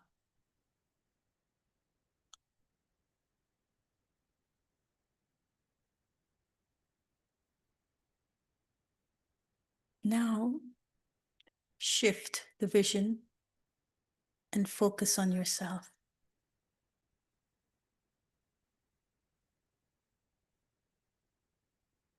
The drishti, the divine look that I just shared with someone else who's different.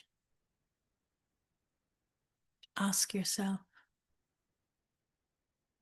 do I believe that? Do I really believe I could look at someone else who's different from me with love?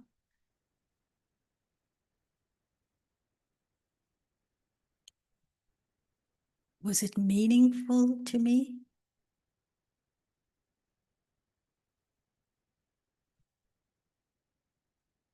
Did it make me a better person?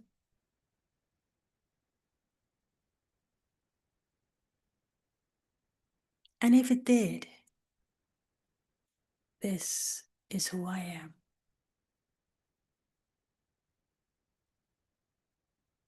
This is being a Raj Yogi.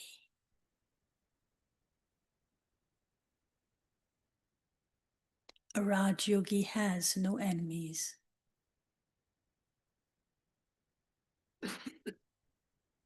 A Raj Yogi's dharma is nonviolence. A Raj Yogi is a servant of the world, is an instrument of God's peace.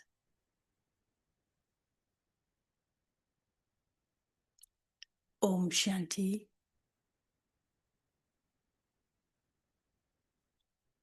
Thank you.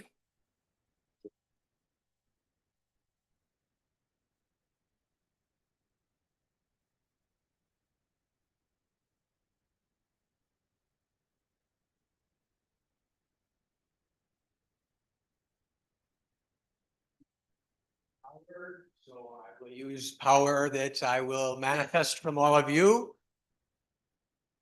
to remain in that silence, because we're going to have a sound bath now. Many of you had the opportunity to hear Andonia when she performed as you were coming in and created this atmosphere that was silent, elevated, and powerful. And I want to thank Sister Gayatri for taking us into that. And so if you would continue for the next short period of time, 5 minutes, we'll have some music, some vibrations, a sound bath for our final presentation. Continue in the silence. Continue in that remembrance. Continue to be a Raj Yogi.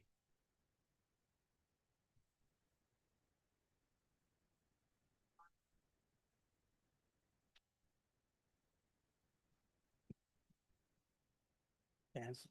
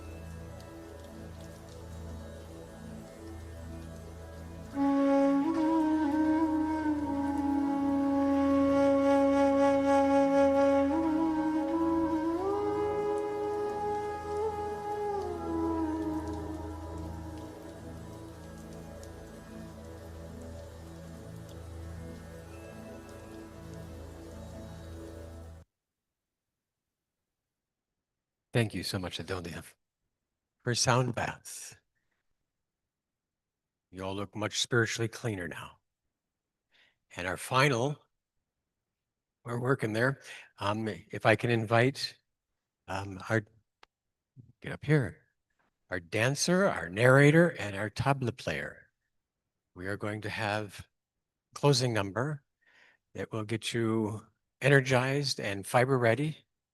And so if it would be that, Dr. Anjali Grover is a endocrinologist who hides actually she's a dancer who spends her time in the medical field with her Yugal, Satyan, the tabla player, and I think there's going to be a narrator. So the sisters will be there, and I'm going to ask Parveen for his microphone, if has he left? Oh, okay. He's good. And we get the stand. Where was that? Okay.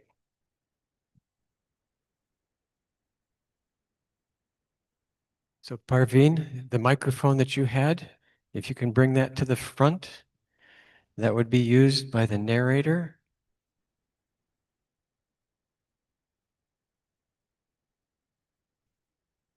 It's so lovely to be here in the presence of all of you and your sharings and contributions. And so the piece that we will be sharing today is like a journey back home, as if time, it is a call from time to go within, as if something so precious, so beautiful, so real is waiting to be remembered. And we invite each and every one of you to not see this as a performance as such, but really as you witnessing your own beautiful story as a soul. And if we can all stay and hold that beautiful truth as you hear the sounds, as you hear the words, as you go back home, and we create this beautiful energy, vibration in this room, that can be the biggest gift we can share with the world at this moment.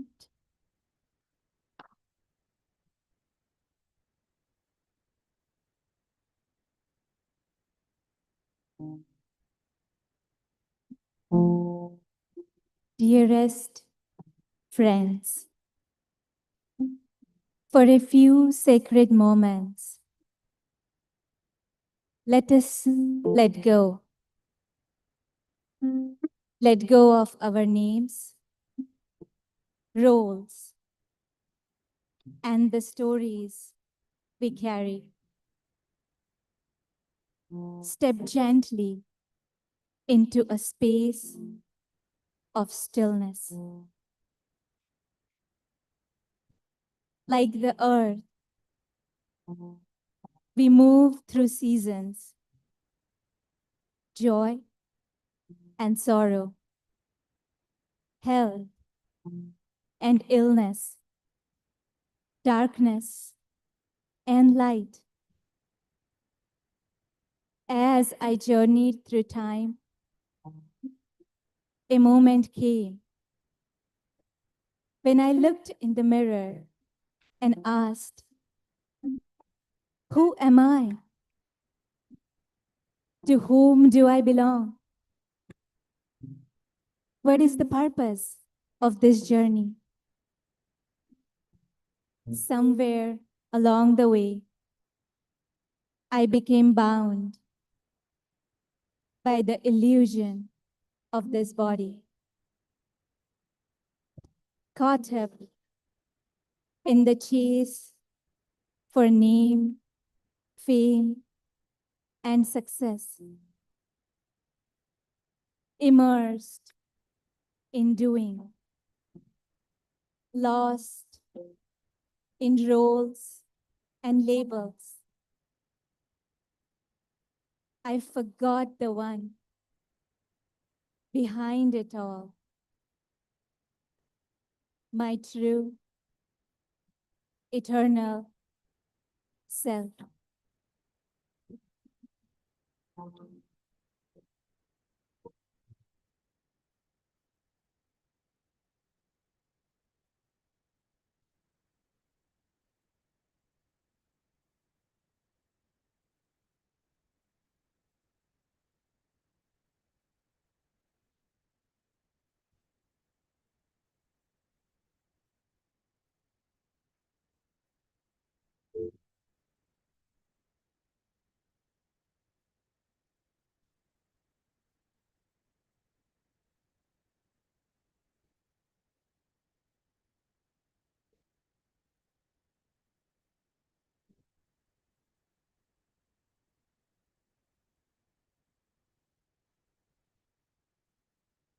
And now, the gentle forces of life carry me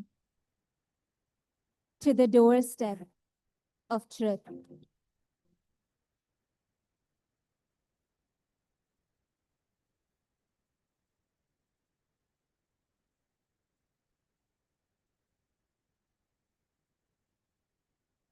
I am a soul,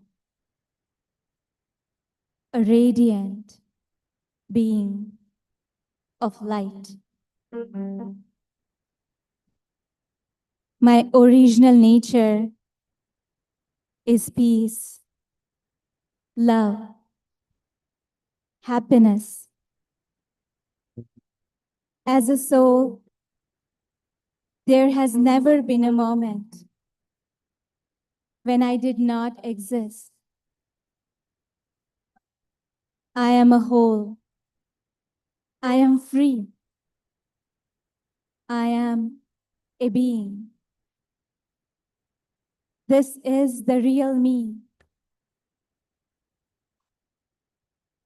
It is this living presence, the soul, that gives life to the body. I am the guest within, the traveler who moves, shares, and creates through this form. Each of us has come from the same home, a realm of silence and light. We arrive here to play our parts on the stage of life. And in this great story, every soul's journey is sacred. Every role is deeply valued.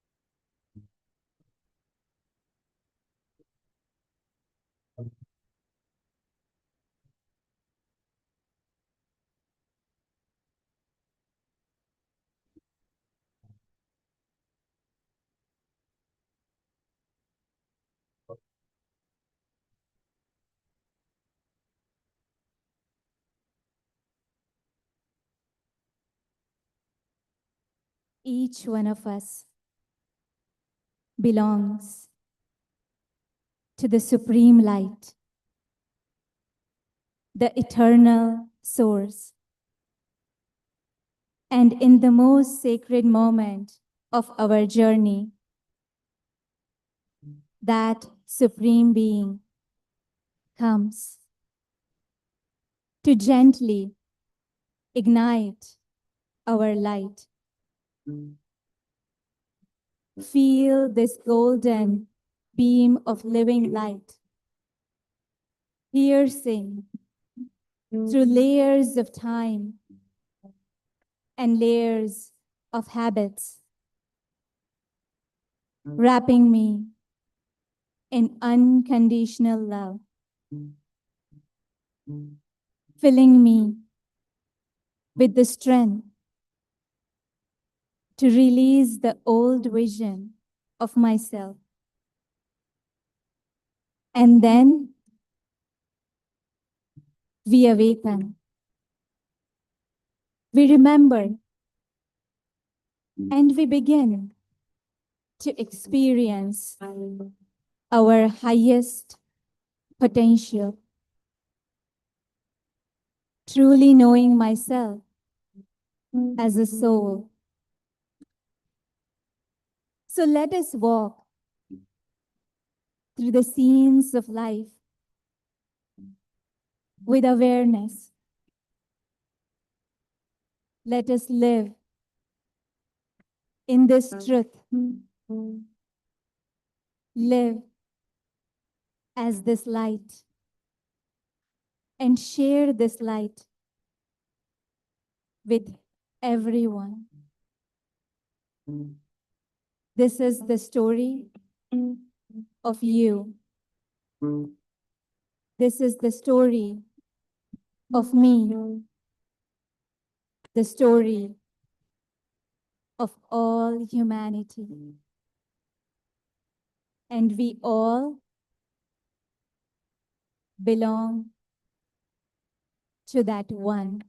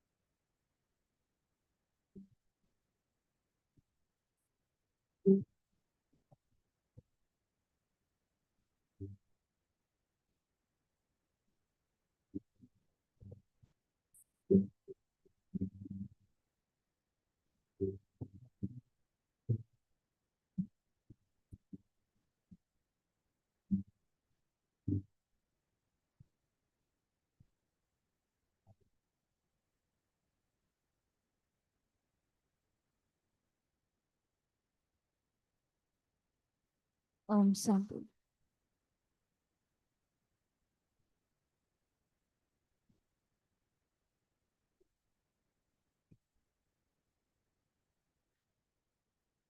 Takes us out with quite a bang. Congratulations to all of you. You are the embodiment of patience and tolerance and joy and peace and everything else that has been presented here. But we're not done. Thank you so much. If I understand right, I am supposed to stand here and others will come out with a few gifts and they will announce others who are going to come on to receive those who haven't. And then I'm going to invite Sister Sandhya to come up and give you guidance, because at the Brahma Kumaris, you are now at the Brahma Kumaris. You cannot leave eventually without a blessing card and a toli. And so you will get some directions on how to come up here to receive that, and how to go out the front, and how to return to behind me. This is not a yoga position, I don't think. And have some refreshments that are there. I believe there's a vegan table. I believe there's a few things that are not vegan. And I believe that everything is going to be delectable. And so I believe you are going to pick up that microphone. Amazing. And I am so proud that we were able to come together. We have never done this before, if you didn't notice that. And it has been quite an honor to think of all of you here, experiencing the wisdom, the guidance, and the love that everybody has brought into here. So a round of applause for all of you who have attended and maintained such an interest in the International Day of Yoga. Thank you so much. First, Mr. Vora. Mr. Vora. So,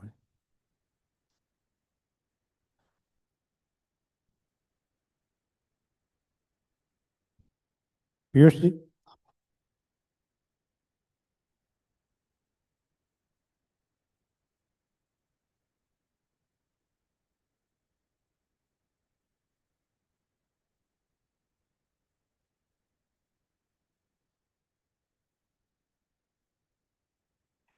and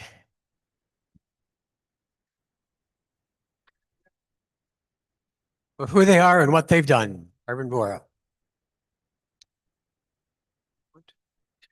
Congratulations.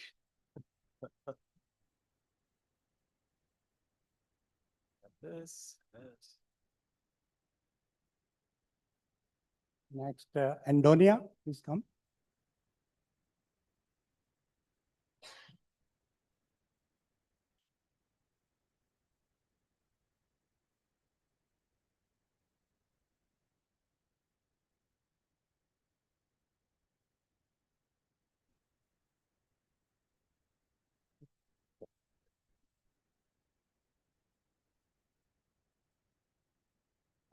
My wife, Renu Chopra.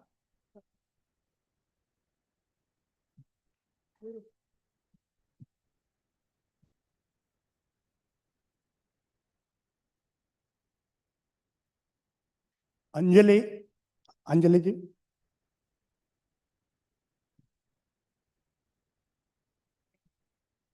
Anjali, not Anjali. Anjali. Anjali ji. Beautiful dance. I love your dance.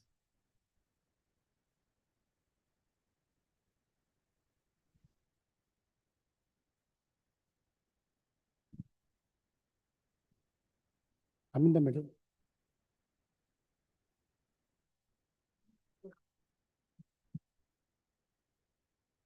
Come here for the picture.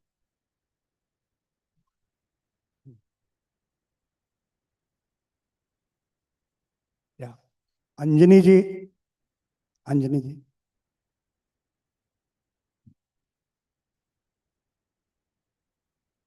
There's nothing left. Give it to somebody else.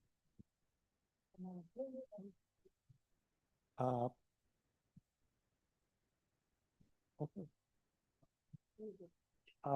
You are all going to get a coffee mug afterwards. So this is for you.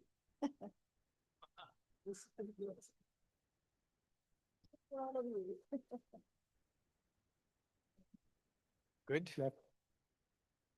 Gayatri. Sister Gayatri.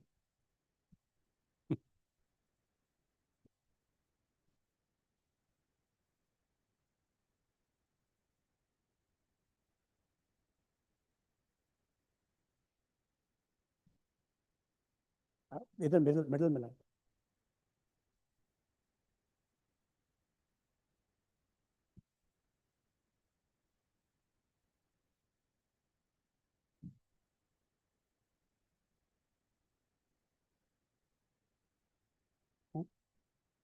Yeah, one last one, and Moffat.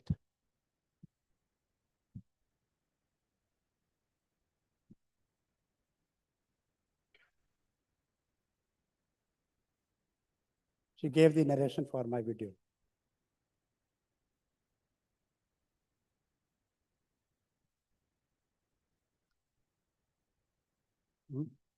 With two organizations, there seem to be Professor Saluja. two ceremonies.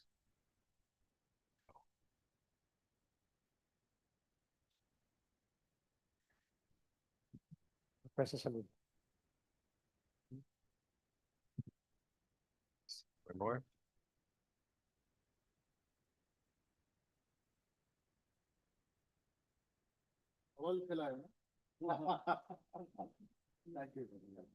Lotus is also the whole symbol of BJP, the ruling party in India. Bharatiya Janata Party.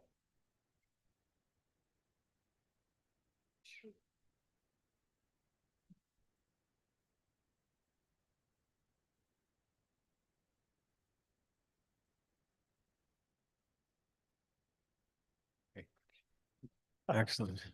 Yes. Next one for Eric More. Carson. All right. Usually one last.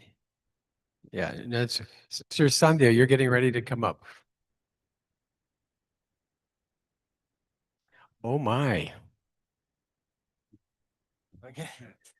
There you go. Lotus without the mud. Okay. Thank you. It was, sorry, sir. It is for, did you get one? Do Do you want to? For him. You can have as many as you want. Okay. You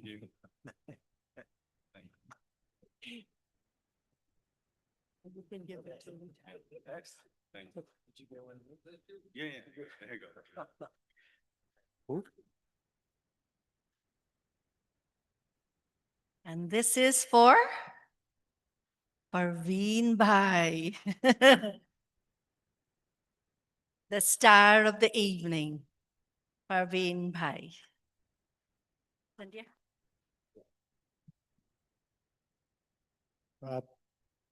No, I also apologize. We kept you waiting.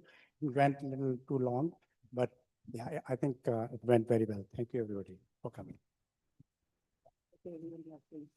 And your blessing is here.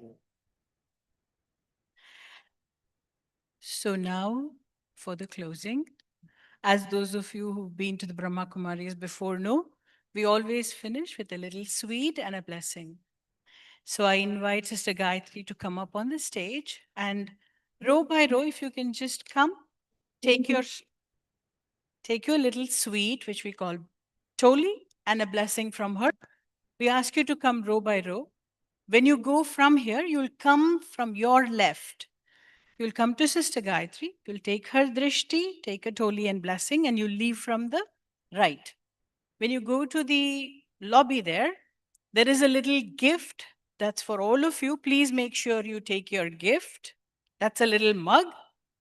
And there are ushers in the lobby who will direct you to where you can go for some light refreshments and some drinks, right? You want to drink something, you're all thirsty, it's a hot day.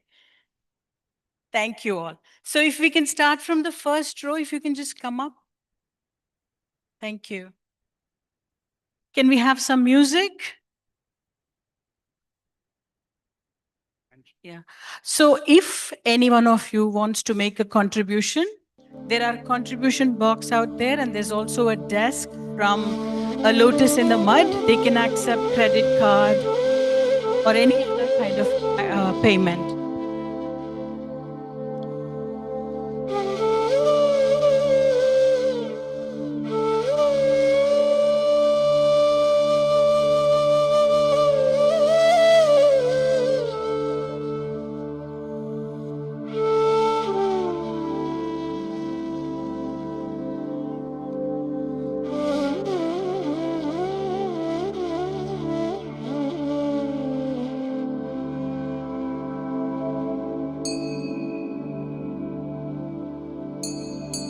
I request the second row to come up now.